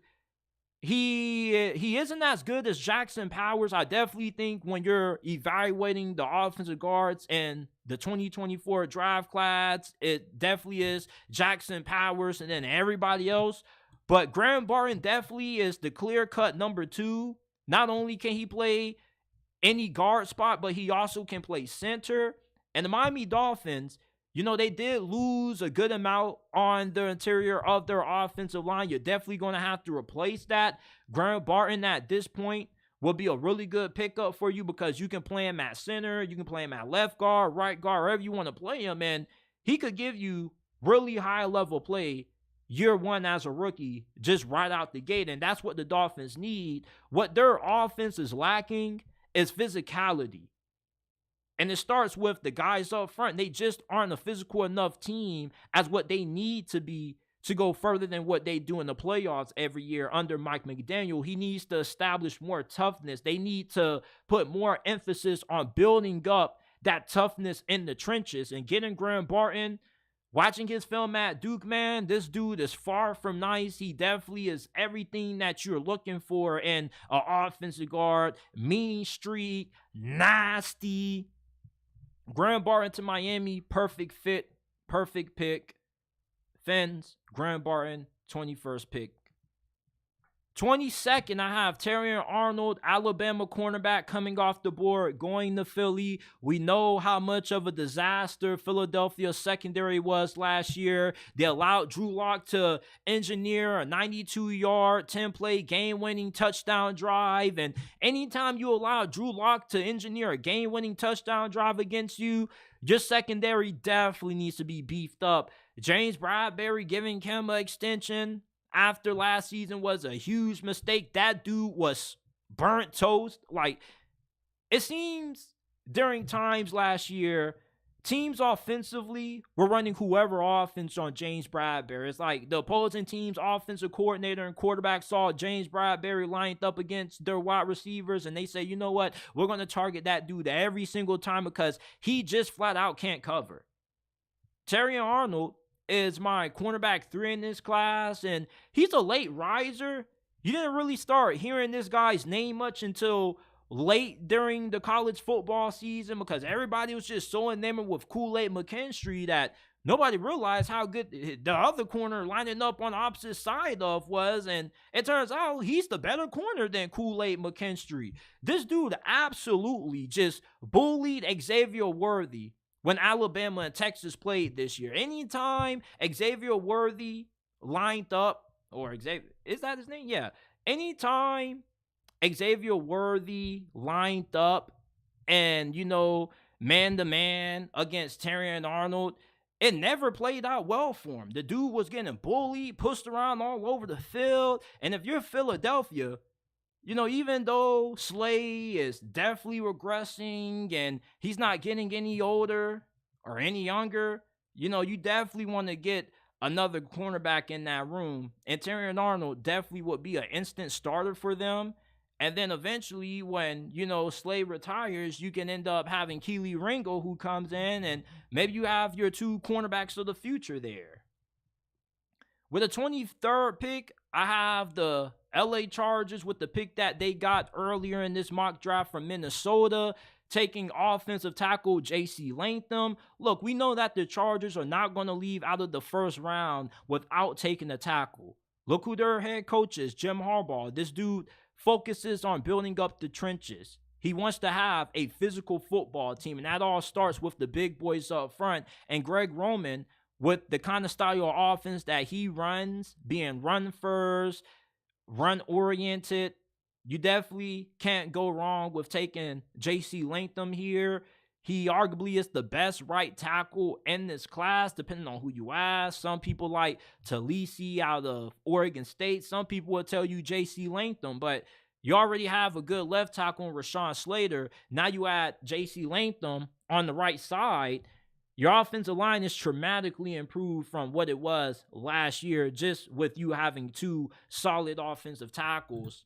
So I got J.C. Latham going 23 to the Chargers. With a 24th selection, I got Talisi Fuagua, Oregon State offensive tackle, going to the Cowboys. Now, I know Dallas fans are going to say, oh, JT, he played right tackle in college. He can play left tackle too.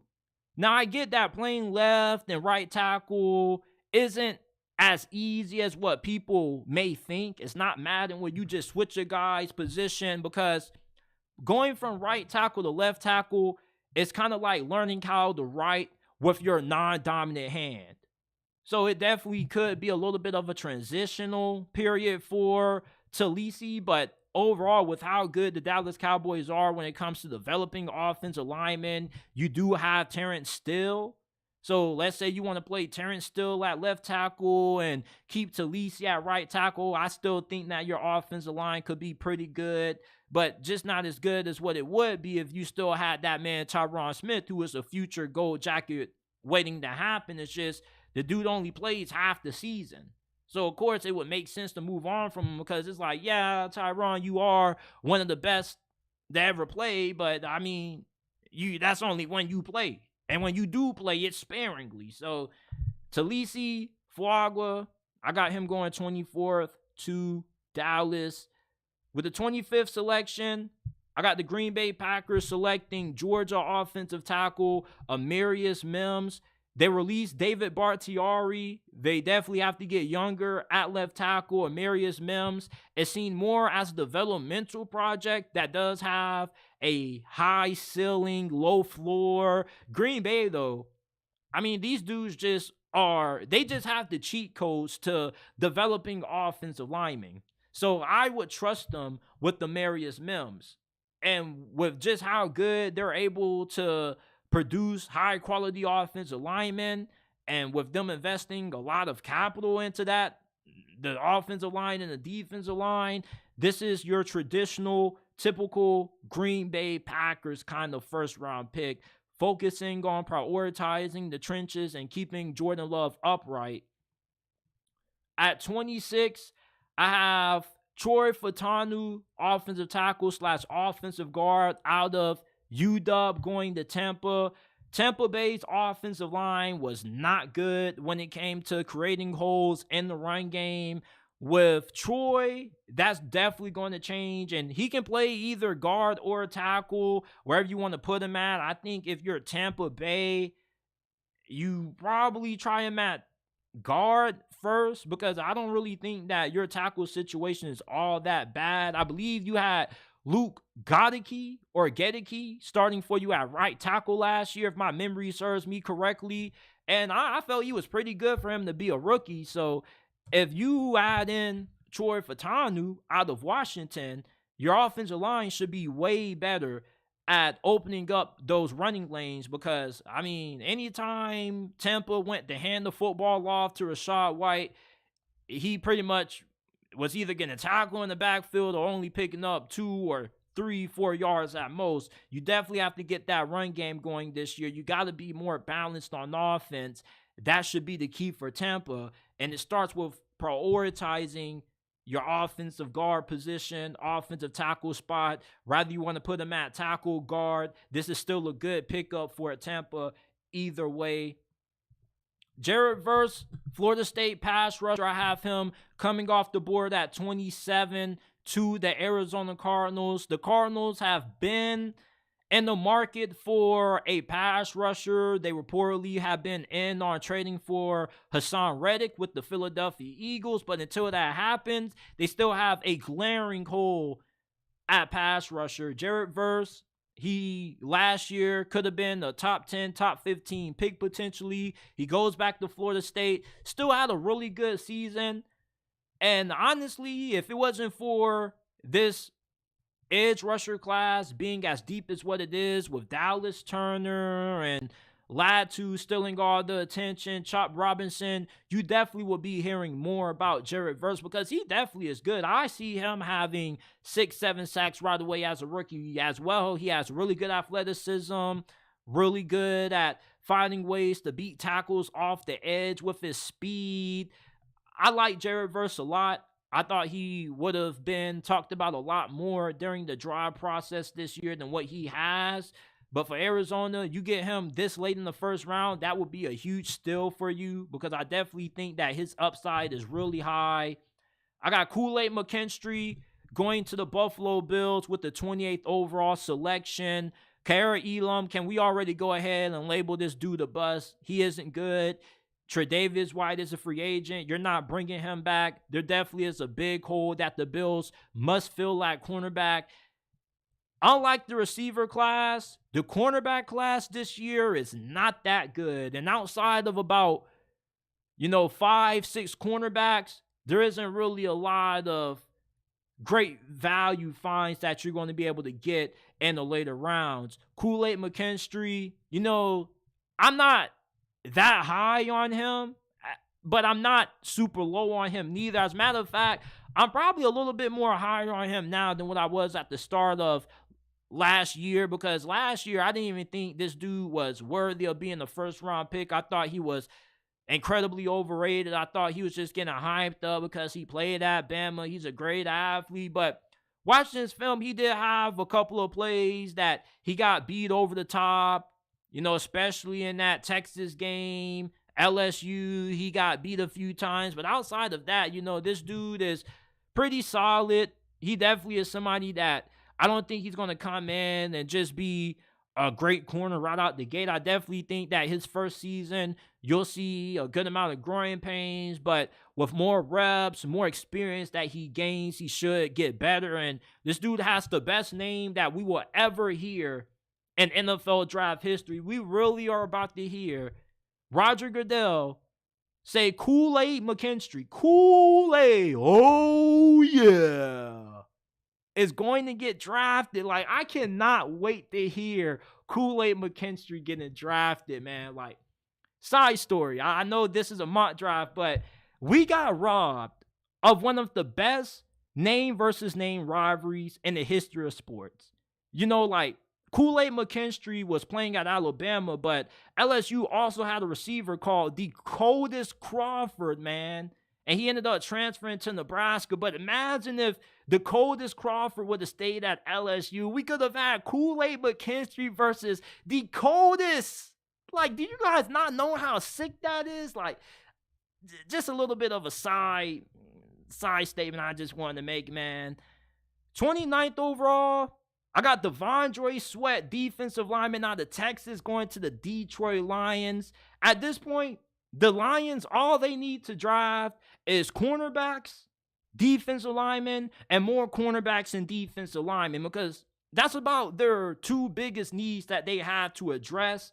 And one of their cornerbacks, I believe it was Cam Sutton, like the dude has been wanted or something like that. So they just got rid of him. So you definitely have to address the cornerback position. But at this point, the majority of the best corners are already off the board. You're late in the first round. Where do you go? Devondre Sweat. Devondre Sweat, really good against the run. That's what the Detroit Lions need. They need a gap clogger extraordinaire. That's what Devondre Sweat is. I got him going 29th to Detroit.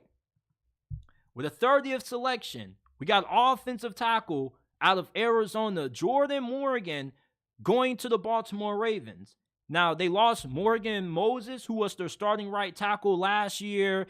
You also have Ronnie Stanley, who's starting for them at left tackle. He's not getting any younger. His play is now starting to fall off a little bit. If you're the Ravens, you definitely need to start finding the successor for Ronnie Stanley. The Ravens normally are one of the best teams in the league when it comes to drafting well, making sure that they have a suitable replacement for guys that are now starting to get up there in age. I think Jordan Morgan is one of the more underrated and underappreciated offensive tackle prospects in this class. He had a really good season at Arizona last year. Really good against the run, too. I think he'll be a perfect scheme fit for what the Ravens like to do. So I have him going 30th overall to Baltimore. With the last picks of my second mock draft, post-free agency mock draft, I got the 49ers taking offensive tackle Tyler Guyton out of Oklahoma, and Kansas City with the final pick. They take Iowa corner Cooper DeJean. Obviously, they just lost L'Jarius Sneed. They pretty much gave him up for nothing, but they weren't going to be able to keep him due to his contract situation. So it only makes sense to get Cooper DeJean. I believe Cooper DeJean could go a lot higher, but he didn't really get a chance to work out during the combine because of his injury. And just with his injury that currently is nagging him, I don't really know just how high he's going to go, and I don't know how low he could go. He could be the last pick of the first round. He could be the first pick of day 2, for all we know. But I really like Cooper DeJean. He was my number 1 corner up until I started watching more tape on Nate Wiggins and Quinyon Mitchell and Terrion Arnold. But I love Cooper DeJean a lot. This dude is going to be a trailblazer. He's going to be one of the first white cornerbacks that I've ever seen play football ever in my life. And the dude is really good. Like, he is an incredible athlete, great in man-to-man coverage. His only problem is that his hips are a little bit stiff at times. But other than that, like, if you're Kansas City, you lose L'Jarius Sneed and you replace him with Cooper DeJean, like, that's a perfect swap. Perfect replacement, and you're getting a cornerback who can give you elite cornerback play right out the gate on a really cheap deal. So this is my 2024 post-free agency mock draft. Leave your thoughts down in the comment section down below. Before we move on to our last couple of topics, hit that like button, subscribe to the channel. Remember that we're not just a YouTube channel, we are a podcast. You can find this episode and all the others available in audio format on Apple, Google, Spotify, Amazon, wherever you get your podcast from. The JT Sports Podcast is available. If you have a question that you would like answered on a future episode, you can send them in the DMs on Instagram at JT_Sports_ and on X at JT__. And also, just give your boy a follow so you can stay up to date with everything that we have going on with the pod and the channel. All right, man. So we're getting down the final stretch of this episode. The Minnesota Vikings, man. JJ McCarthy's draft stock has risen, it seems like, out of nowhere, because a few months ago, before the combine came around, everybody was saying how JJ McCarthy was going to be a 2nd or 3rd round pick. And then you fast forward to now, only a few weeks before the draft gets here, and there are people expecting him to be a top 5 pick this year. So it just goes to show you just how important, throwing out the combine and your pro day actually is. If you're a prospect that's not projected to be a 1st round pick, by throwing out the combine in the pro day and pressing in interviews, you can go from a projected 2nd, 3rd round selection to soaring all the way up the boards like JJ McCarthy. And there are a lot of teams that are very interested in trying to draft JJ McCarthy. The Minnesota Vikings are one of those franchises. They are expected to be very aggressive in trying to trade up to get him.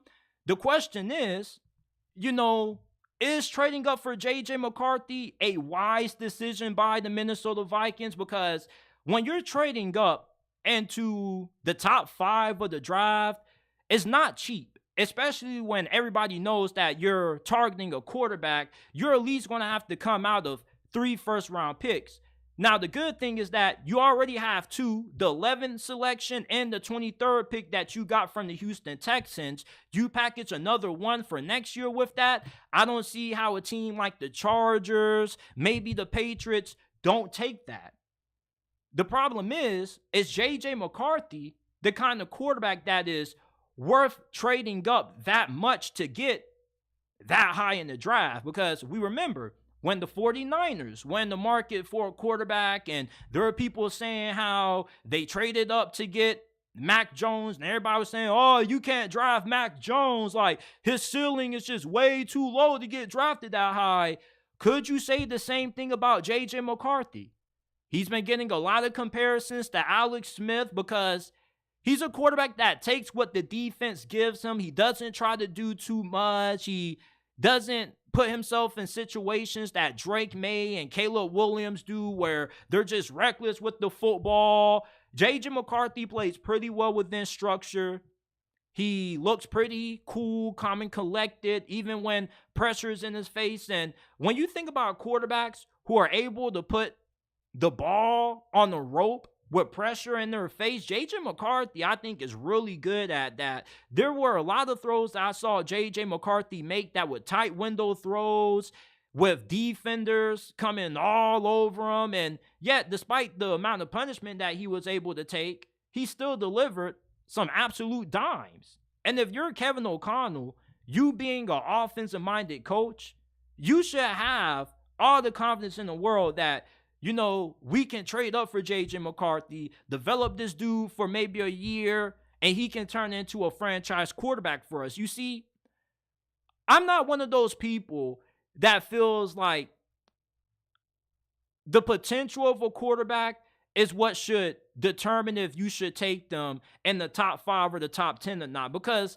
potential is one of those things that can always change. You can say JJ McCarthy has a low ceiling, but he goes to a team like Minnesota where he has Jay Jettas, Jordan Addison, TJ Hawkinson, Aaron Jones, and he could become one of the best quarterbacks in the league. Like, look at Brock Purdy. Brock Purdy was Mr. Irrelevant, the last pick of the draft. Nobody expected this dude to be an MVP candidate. So I don't really care too much about the whole upside floor argument with JJ McCarthy. The question that you are asking yourself, if you invest into trading up to get JJ McCarthy and you're going to be aggressive at doing it, is if we get this guy, can we develop him, and is this dude what we need to make it to a Super Bowl? Can JJ McCarthy go toe-to-toe with Patrick Mahomes, Lamar Jackson, Joe Burrow, Jalen Hurts? These are the kind of questions that you're asking yourself when you trade up for a quarterback this high, because Minnesota isn't going to be able to get him without trading up into the top 7, maybe the top 8, because the Giants could take him at 6. Somebody else could jump ahead of you and take him. Maybe Denver makes a better offer and jumps ahead of you and takes him. Who knows? But if you're the Minnesota Vikings, you know, it's not really about the whole potential aspect of it all, because I do believe that the upside is there for JJ McCarthy to become a top 10, top 8 quarterback in the league. But can he win you a Super Bowl? That's the question that you need to ask before you draft any quarterback, rather if it's JJ McCarthy or anybody else. The problem with the league now is that you have too many teams who are okay with just being okay at quarterback. Minnesota wanted to trade up for Anthony Richardson last year, and they came pretty close to making that happen. Kevin O'Connell and Minnesota, their front office, they have a vision for what they're looking for out of the QB position. They want a guy that has pretty good size, really good athleticism, and has a good enough arm where he can make all the big window, tight window throws, and that's what JJ McCarthy has. And my biggest knock on JJ McCarthy is that I haven't seen enough games of his where I can confidently say that he can carry a team. You know, he can make everybody around him better. I do think that JJ McCarthy, with the right situation and a good team around him, definitely can succeed. But when you're thinking about a quarterback that you deem to be transcendent, Super Bowl caliber, those are the kind of quarterbacks that can win not having the best offensive line or not having the best wide receiver core like Patrick Mahomes just did, like we've seen Lamar do in the past. Those are the kinds of quarterbacks that you look to draft and trade up a lot of assets to get. JJ McCarthy, if he can develop into a quarterback that could lead you to a Super Bowl, then he definitely is worth being aggressive to trade up for.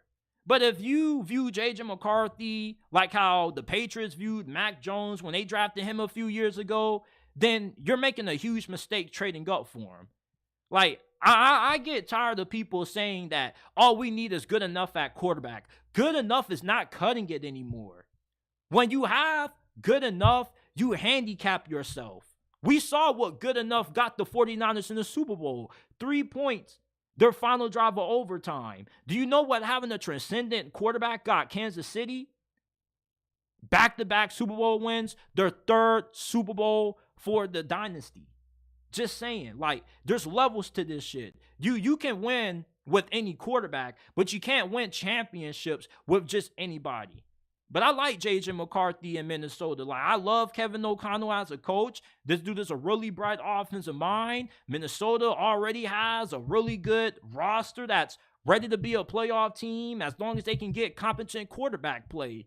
So out of all the teams that I feel JJ McCarthy will have the chance of having the most success with, Minnesota is definitely number one on my board. And if you're any of these rookie quarterbacks, Jaden Daniels, Drake May, Michael Penix, Bo Nix, like, I don't see how you wouldn't be excited about the possibility of Minnesota drafting you. Like, if I'm Caleb Williams of Chicago, like, I want to go to Minnesota. I want to go to the team that has Jay Jettis, Jordan Addison, TJ Hawkinson, Aaron Jones. You got Kevin O'Connell, one of the better play callers in the league. Like, I'm trying to go to Minnesota.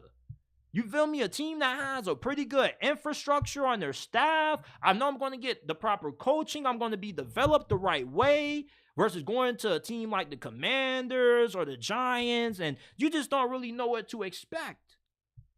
But for Minnesota, you know, if they trade up for JJ McCarthy, I would actually be a huge fan of the move. I would actually give it like a B+, A- grade. Because when you have Kevin O'Connell, who really knows what he's doing on the offense side of the ball, the dude won games with Joshua Dobbs. You feel me? And we saw how short-lived the Joshua Dobbs insanity run was. But for Minnesota to still be able to stay afloat in the thick of the playoff chase, when most of us thought their season was over, as soon as Kirk Cousins towards Achilles or ruptured his Achilles, whatever happened, that just shows how good of a coach Kevin O'Connell is. So JJ McCarthy, I believe that he definitely can succeed in Minnesota.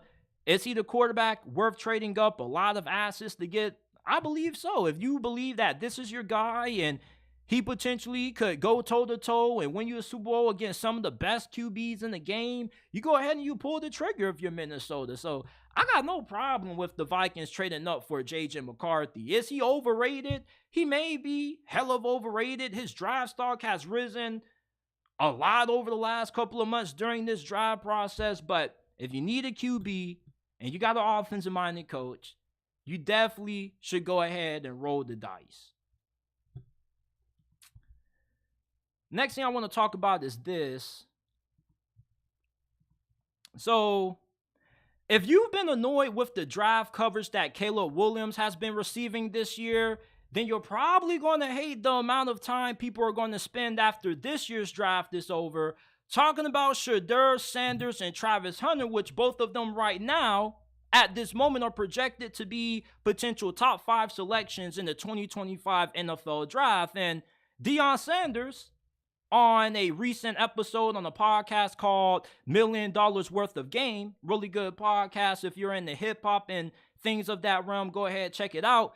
He said that certain teams will be off limits when it comes to drafting Sheduer or Travis Hunter next season. He said, I know where I want them to go. There's certain cities where it ain't going to happen. It's going to be a Eli.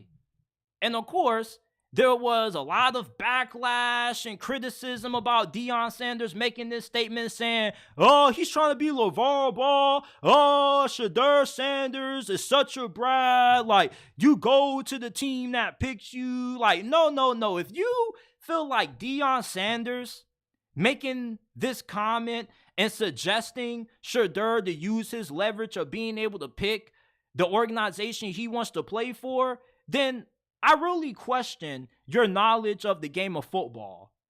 Because if you are Shedeur Sanders, why would you want to go to just any team that has a bad track record of developing quarterbacks and also just isn't good when it comes to building a championship caliber team when your last name is Sanders? If you're Shedeur, if there's any prospect who needs to be super meticulous with who drafts them, it is Shedeur Sanders, because there's a lot that comes with that last name if you're Shedeur. Not only are you the son of Deion Sanders, but you're a quarterback. And the quarterback gets all the praise when things go right and all the blame when things go wrong. If you're Shedeur Sanders, knowing the pressure and the expectations that's going to be bestowed upon you because of your last name, it's super important that you make sure you go to the right franchise that is not only committed to making sure that you become the best player that you possibly can at the next level, but also that you're going to a franchise that's going to be committed to building around you and trying to win championships with you at the helm, like the Cincinnati Bengals were when they drafted Joe Burrow. If Shedeur Sanders ends up getting drafted to a dysfunctional team like the New York Giants or Jets next season and he has a bad career, it's going to be partially due to the situation that he landed up in. And you see what a lot of people who make these arguments about Shedeur Sanders being entitled, he should play for whichever team drafts them. I kind of got to wonder, do you understand that the success of the quarterback position is not just based on how good the QB is, but how good of a situation he lands with? You see, if Lamar Jackson got drafted by the Cleveland Browns or the Jacksonville Jaguars the year he came out in the draft, he probably wouldn't have been as good as what he is now. The fact that he went to one of the best, most respected organizations in the National Football League in Baltimore with the good coaching staff, with the good front office, and stability was a large reason why he's been able to reach his potential. Same thing with Patrick Mahomes. Patrick Mahomes was seen as a boom or bust prospect. A lot of quarterbacks that come out of the air raid system don't have a lot of success in the NFL. Kansas City trades up for Mahomes. He sits a year behind Alex Smith, and then all of a sudden, boom, bam, he becomes one of the all-time greats that ever played this game. The situation that you go to has a large impact on determining how good your playing career is going to be. Eli Manning told the Chargers, don't draft me. They drafted him anyway. And then he goes to the Giants, wins 2 Super Bowls. Meanwhile, can you tell me what happened to Phillip Rivers? He didn't say anything about the Chargers not drafting him. He was willing to play for the Chargers, and we saw who was right about the situation. Eli Manning won 2 Super Bowls. You think of Phillip Rivers, you think of a quarterback who was wasted by an organization that wasn't committed to winning. So definitely Deion Sanders is telling Shedeur Sanders the right things. And if there's anybody who knows how to use their leverage to put themselves in a favorable position to not just succeed, but to get paid, it's Deion Sanders. Like, I was watching a documentary on YouTube a while back, and you know, I'm 22. I just turned 22 last week. So I wasn't around where Deion Sanders was actually playing both baseball and football. And when I saw the story, how he used the possibility of playing baseball full-time professionally to get more money for his rookie contract, it was really smart, really creative. And he also found a way to get drafted to the team that he wanted to go to. So Deion Sanders is a master at being able to find ways to end up playing for the organization that he wants to play for, as well as getting compensated what he felt he deserved. Deion Sanders was more than just a great entertainer and a great athlete. He also was a pretty savvy businessman. That's something about Deion Sanders that doesn't get talked about enough. The fact that he used both football and baseball as leverage for both sports to get more money from both the MLB and the NFL shows you just how smart and business savvy he is. And if there's anybody who Shedeur Sanders should listen to, it definitely is Deion Sanders. And Shedeur Sanders definitely is going to have the leverage to pick any team he wants to play for. Like, if he would have declared for this year's draft, you guys do know that he would have been the consensus quarterback too, right? He may not be as athletically gifted as what Caleb Williams is, but if you are talking about a quarterback that's NFL ready, that can go through progressions, dissect coverages, and make the right reads, Shedeur Sanders is that guy. He may be one of the quarterbacks that has the highest IQ that I've ever evaluated. I think he's a generational quarterback prospect, not because of the talent, but just because of how good he is at going through reads and progressions. Like, when you watch Sheduer at Colorado last year, you are not watching a college quarterback. Like, you are watching a NFL QB. His opening game last season against TCU, bro, that boy was surgical. I don't get how people can say Shedeur ain't a first-round pick. Like, are you crazy? Shedeur isn't a first-round pick? Like, do you watch college football? Because he was way more consistent than Drake May, and he is a way more NFL-ready quarterback than what Jaden Daniels, Bo Nix, and Michael Penix are right now. Like, Shedeur Sanders definitely is going to have all the ammo to pull strings and try to manipulate the team that he ends up going to. If he doesn't want to go to a shitty team with the first pick, then why should he go to a shitty team and have an awful career when he can go to a team of his choosing and have a great career and actually live up to the expectations and hype that comes with that Sanders last name? Like, this is Deion Sanders' son. You talk about rookies that are going to have the most pressure on them as soon as they touch the league. Like, it doesn't get any more than the pressure that Shedeur is going to have on him when he declares for the draft and he gets drafted next year. Like, if we thought Caleb Williams had hella pressure on him this year, Shedeur says, hold my cup. Because when you come from one of the world's most famous athletes, one of the world's most recognizable athletes, Deion Sanders being your pops, you wearing that Sanders last name, like, you're expected to carry on a legacy. Think about it, like, when Deion Sanders is no longer coaching and he isn't, as popular in the public 10 years from now as what he is right now, because he gets older and more coaches come along, that more people are engaged with the whatnot, Shedeur Sanders is still going to be keeping that legacy alive. Like, even when Deion Sanders is long and gone, if Shedeur Sanders lives up to the high expectations that comes with having that last name, Deion Sanders' legacy is going to continue to carry on for years to come. Imagine if Shedeur ends up becoming a Hall of Famer. Are you kidding me? Like, if there's anybody who needs to be super decisive with what team they get drafted by, it's Shedeur Sanders, bruh.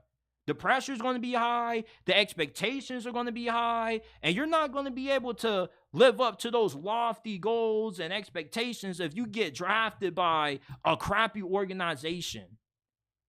Travis Hunter on the other end, I mean, why wouldn't he use his ability to try to find a way to go to the team he wants to play for? Now, I don't believe that Travis Hunter will have the same kind of pull that Shedeur has, only because Shedeur Sanders is a quarterback, and the quarterback position is pretty much the most important position in the NFL.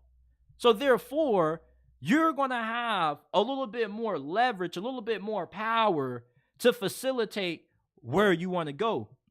Meanwhile, for Travis Hunter, although this dude is going to be an incredible prospect because we've never seen a prospect like this who can play wide receiver and cornerback both at an insanely high level.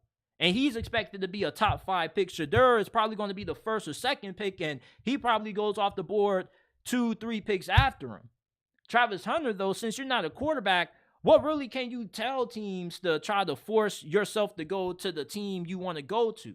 Because they're like, man, you're a wide receiver corner. Like, you're not a quarterback. It's like, okay, like, you don't want us to draft you. Cool, we'll find somebody else. It's like, I don't see how Travis Hunter will have as much leverage as Shedeur to pull a Eli Manning, because I don't think we've ever heard of a non-quarterback prospect saying, oh, yeah, like, I refuse to play for this team. Like, I would not play for this franchise. It's just something that doesn't really happen that much, because if you're what's weird about quarterback is that it's the only position that you get so much credit for when your team wins and so much blame when your team struggles, even though it's a team sport, and every quarterback somewhat needs a good situation to thrive.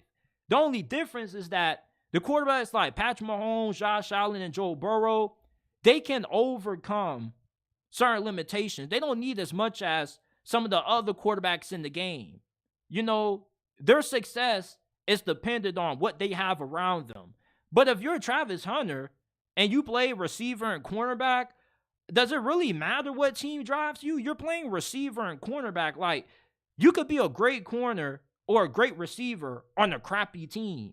You feel me? Because your success isn't directly tied to the team you have around you. All you need is a quarterback who can throw you the football. Like, hell, DeAndre Hopkins was having consecutive 1,000-yard seasons in Houston before Deshaun arrived with all these random quarterbacks. Tom Savage, Brock Osweiler. So there's been plenty of receivers that have been able to have Hall of Fame caliber careers not playing on good teams. Same thing with cornerback. And even if Travis Hunter does want to play both, it's like, if you want to get drafted by a team that's going to allow you to play both and get significant snaps playing both, that's a different story. But if you're just trying to get drafted to a good organization, a good situation, because you want to be put in a situation to succeed, like, I don't really think you need to pull an Eli. Like, you're going to be playing wide receiver or corner. Your supporting cast isn't going to determine your success. All you need to do is get open, run routes, catch those passes, score those touchdowns, and on the other end, when you're playing cornerback, lock down the opposing team's wide receiver. But for all you guys saying that Shedeur Sanders is a spoiled brat and he should play for whichever team drafts him, like, I don't want to say you're a fool, but I definitely want to say that you're definitely hella misinformed and you don't know how this sport functions for real. Because the pressure that Shedeur is going to have is going to be more than we will ever see any rookie quarterback entering the league with. And he isn't even one of those quarterbacks that is insanely talented from an athletic standpoint. He has a decent arm, decent mobility, but what really separates him is his football IQ and the fact that he's already an NFL quarterback pretty much. But the thing with Shedeur Sanders is you got that last name, all the media attention and the hype and the pressure that's going to be put on you. Yeah, you need to make sure that you go to a franchise that is committed to excellence in a good situation. Because if you go to a team that just doesn't know what they're doing and you get put in a Bryce Young situation, oh my goodness. Imagine if Shedeur Sanders was in the situation that Bryce Young was in last season with the Carolina Panthers. Like, do you guys not know how immense the hate, the scrutiny would be on Shedeur Sanders? So, yeah, I agree with Deion Sanders. Shedeur Sanders definitely should pull a Eli. If Travis Hunter wants to do it, I have no problem with it. I feel if you're a draft prospect, why wouldn't you take it upon yourself to make sure you go to the team that you feel gives you the best chance to succeed? I mean, it is your career at the end of the day. And if you don't want to play for a team, you don't have to play for them because all you got to do is not sign a contract and you end up getting re-entered back in next year's draft. So if I'm a player, why wouldn't I try to take control of my career and try to go to the team or the franchise I feel is going to put me in the best situation to have a great career? Now, before we get up on out of here, we got one more thing that we have to discuss, man. And I've been waiting on this all day long. So, I'm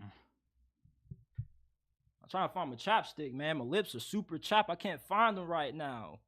Anyway, I've been doing a lot of pocket watching lately on the Tennessee Titans. They've been blowing a lot of that green stuff, and I ain't talking about that stuff you smoke. They blowing through a lot of that cash, and they've been spending it this offseason. And I'm wondering, how close are they to maxing out those credit cards? Because it feels like they've been hell of aggressive so far up to this point in the offseason when it comes to improving their team. They traded for L'Jarius Sneed. They pretty much got him for a bag of chips and a flat Coca-Cola. He allowed no touchdowns last season. And he definitely is going to become one of the highest paid cornerbacks in the league. But not only are you going to make L'Jarius Sneed one of the highest paid corners in the game, but you signed Calvin Ridley to a 4-year deal worth $92 million. $50 million of that is going to be fully guaranteed. You gave center Lloyd Cushenberry a pretty big deal. 4 years, $50 million, $26 million guaranteed, $18 million signing bonus. You signed Chidobe Awuzie, former Cincinnati Bengals corner, 3-year deal, $36 million, $23 million fully guaranteed for a guy who's coming off an injury that sidelined him for a big part of last year. The Titans have been mega aggressive this year, and they've been spending a lot of that cash, and they definitely still have a lot of room to improve, but this is a way better team right now than what they were around this time last year. Last year, Mike Vrabel was pretty much just trying to throw shit at the wall and just hoping that he can make something work. With the free agency moves that the Titans have made, it seems as if they're going all in, or not just trying to win as quickly as possible, but they're trying to build around quarterback Will Levis. Now, Rand Carthon is going to be a really important person that if you're a non-Titans fan, you need to keep up with him, because all these moves are mostly due to him, because he has a lot of control in the Titans organization. You see, the reason why Mike Vrabel got fired is because him and Rand Carthon had a power struggle. And eventually, the Tennessee Titans owner pretty much sided with the side of Rand Carthon. She said, we appreciate everything you've done for us, Mike Vrabel, but we're going with Rand Carthon. Rand Carthon has had a large say in the coaches that, Brian Callahan has assembled on his staff. He has control of the personnel decisions. He's going to be running the drive for Tennessee as well. So a lot of Tennessee's success is going to stem on how successful these free agency acquisitions and the draft ends up being by Rand Carthon. Is he going to be able to make the right selections in the draft? Has he made the right free agency signings? Because being aggressive in free agency definitely makes you look like a way better team on paper, but it doesn't always translate to the success that you think it should on the field. We've seen plenty of teams have an aggressive approach in free agency in the past, then they end up not even making it to the playoffs. Prime example last year, who was a team last year that spent a lot of money and didn't go nowhere? Like the Jacksonville Jaguars, they were spending money. They get Calvin Ridley in the trade for the Falcons. Everybody thinks it's a big steal, and they don't make it to the playoffs. Like the Dallas Cowboys. They went all in last season, made a lot of big free agency moves, traded for Brandon Cooks. You get Stephon Gilmore, and you do all that just to go one and done in the playoffs. By looking at the Cowboys roster on paper, you would have thought that they would have been no less than a Super Bowl contender, at least making it to the NFC Conference Championship game. So just because you always go super aggressive in free agency, another team that just popped up in my head, the team I was looking for, the New York Giants. Like, everybody was praising the New York Giants for the free agency moves and acquisitions that they made last year, trading for Darren Waller, signing Paris Campbell, drafting Jalen Hyatt. Everybody was so excited about last year for the Giants, and then ultimately turned into a huge disappointment because all of their off-season moves that looked good on paper didn't translate to success on the field. And maybe we see the same with the Tennessee Titans. Now, I definitely do view the Titans as a team that definitely can go from worst to first. Because, if Will Levis ends up taking a big step in year 2, and with this offensive line improving, if they add Joe Alt to solidify the left side of that offensive line, they definitely could be more than capable of being a playoff team. But that defense, to me, still has a lot of room for improvement. I'm still not a big fan of their current linebacker situation. You signed Kenneth Murray, 2-year deal, $15.5 million, which isn't an overpay. But to me, you signed the guy who is a bust. He hasn't shown you anything his first few seasons to display that he's a quality starter in the league. And based on the analytics, having Kenneth Murray starting for you at linebacker actually puts your defense at a disadvantage because he's that bad. He can't cover. Like, he's inconsistent against the run. Like, I just didn't understand what they were doing with that move. And then you sign Calvin Ridley, who he's definitely a really good number 2, but he hasn't really shown the ability to be a consistent number 1. And I know what you Titans fans are thinking. Man, we got Calvin Ridley and DeAndre Hopkins. DeAndre Hopkins, even though he did have 1,000 yards last year, you definitely could tell that he slowed down a little bit. He wasn't the same D-Hop that we've seen in previous years. And with him only getting older, he's only going to regress even more. And he was 31 years old last year. He's going to be 32 this year. And I get he is a Hall of Fame player. Hall of Fame level players regress at a slower rate than your average player. But we don't even know if D-Hop is going to be able to have the same amount of production this season that he had last year. And then you got Treylon Burks, who you're probably going to play in the slot. That's a position that he played a lot when he was at Arkansas during his college days, and maybe he's just better suited to play that slot receiver role than being a primary outside receiver, a Z or an X. But, you know, there's still some holes that the Titans have to fill on their roster, and there definitely are a lot of questions that we're not going to get the answer to until the season kicks off. Like, a big part in determining how successful the Titans are going to be this season is going to come down to if Ran Carthon made the right moves in free agency. Was paying Calvin Ridley a massive overpay? Was trading for L'Jarius Sneed the right move? You know, are they going to make the right picks in the draft this upcoming year? Those are the questions that, those answers that we get are going to define how good Ran Carthon is at his job and how well the Tennessee Titans are going to be suited for success in the future, especially if Will Levis, you know, ends up developing and he takes a big step up this year. The Titans definitely could be a playoff team, but what if Will Levis just had 2 or 3 one-off games where he played well, and we see more of what we saw out of him for the majority of the games that he started? And outside of that Miami and Atlanta game, all the other games Will Levis played were not that good. And we've seen instances like Drew Lock, the end of his first season in Denver, his last final games in Denver were really good. And then he gets the full-time opportunity to be the starter, and he looks abysmal. Could that be the same with Will Levis? You know, when we look at Will Levis' film last year, there definitely is a lot to like. There definitely is a lot to be excited for. But at the same time, there's not enough that gives me confidence to say, yeah, the Titans are a lock to go from worst to best in the AFC South. You know, I still need to see more out of Will Levis. We got a small sample size of Will Levis playing at a high level.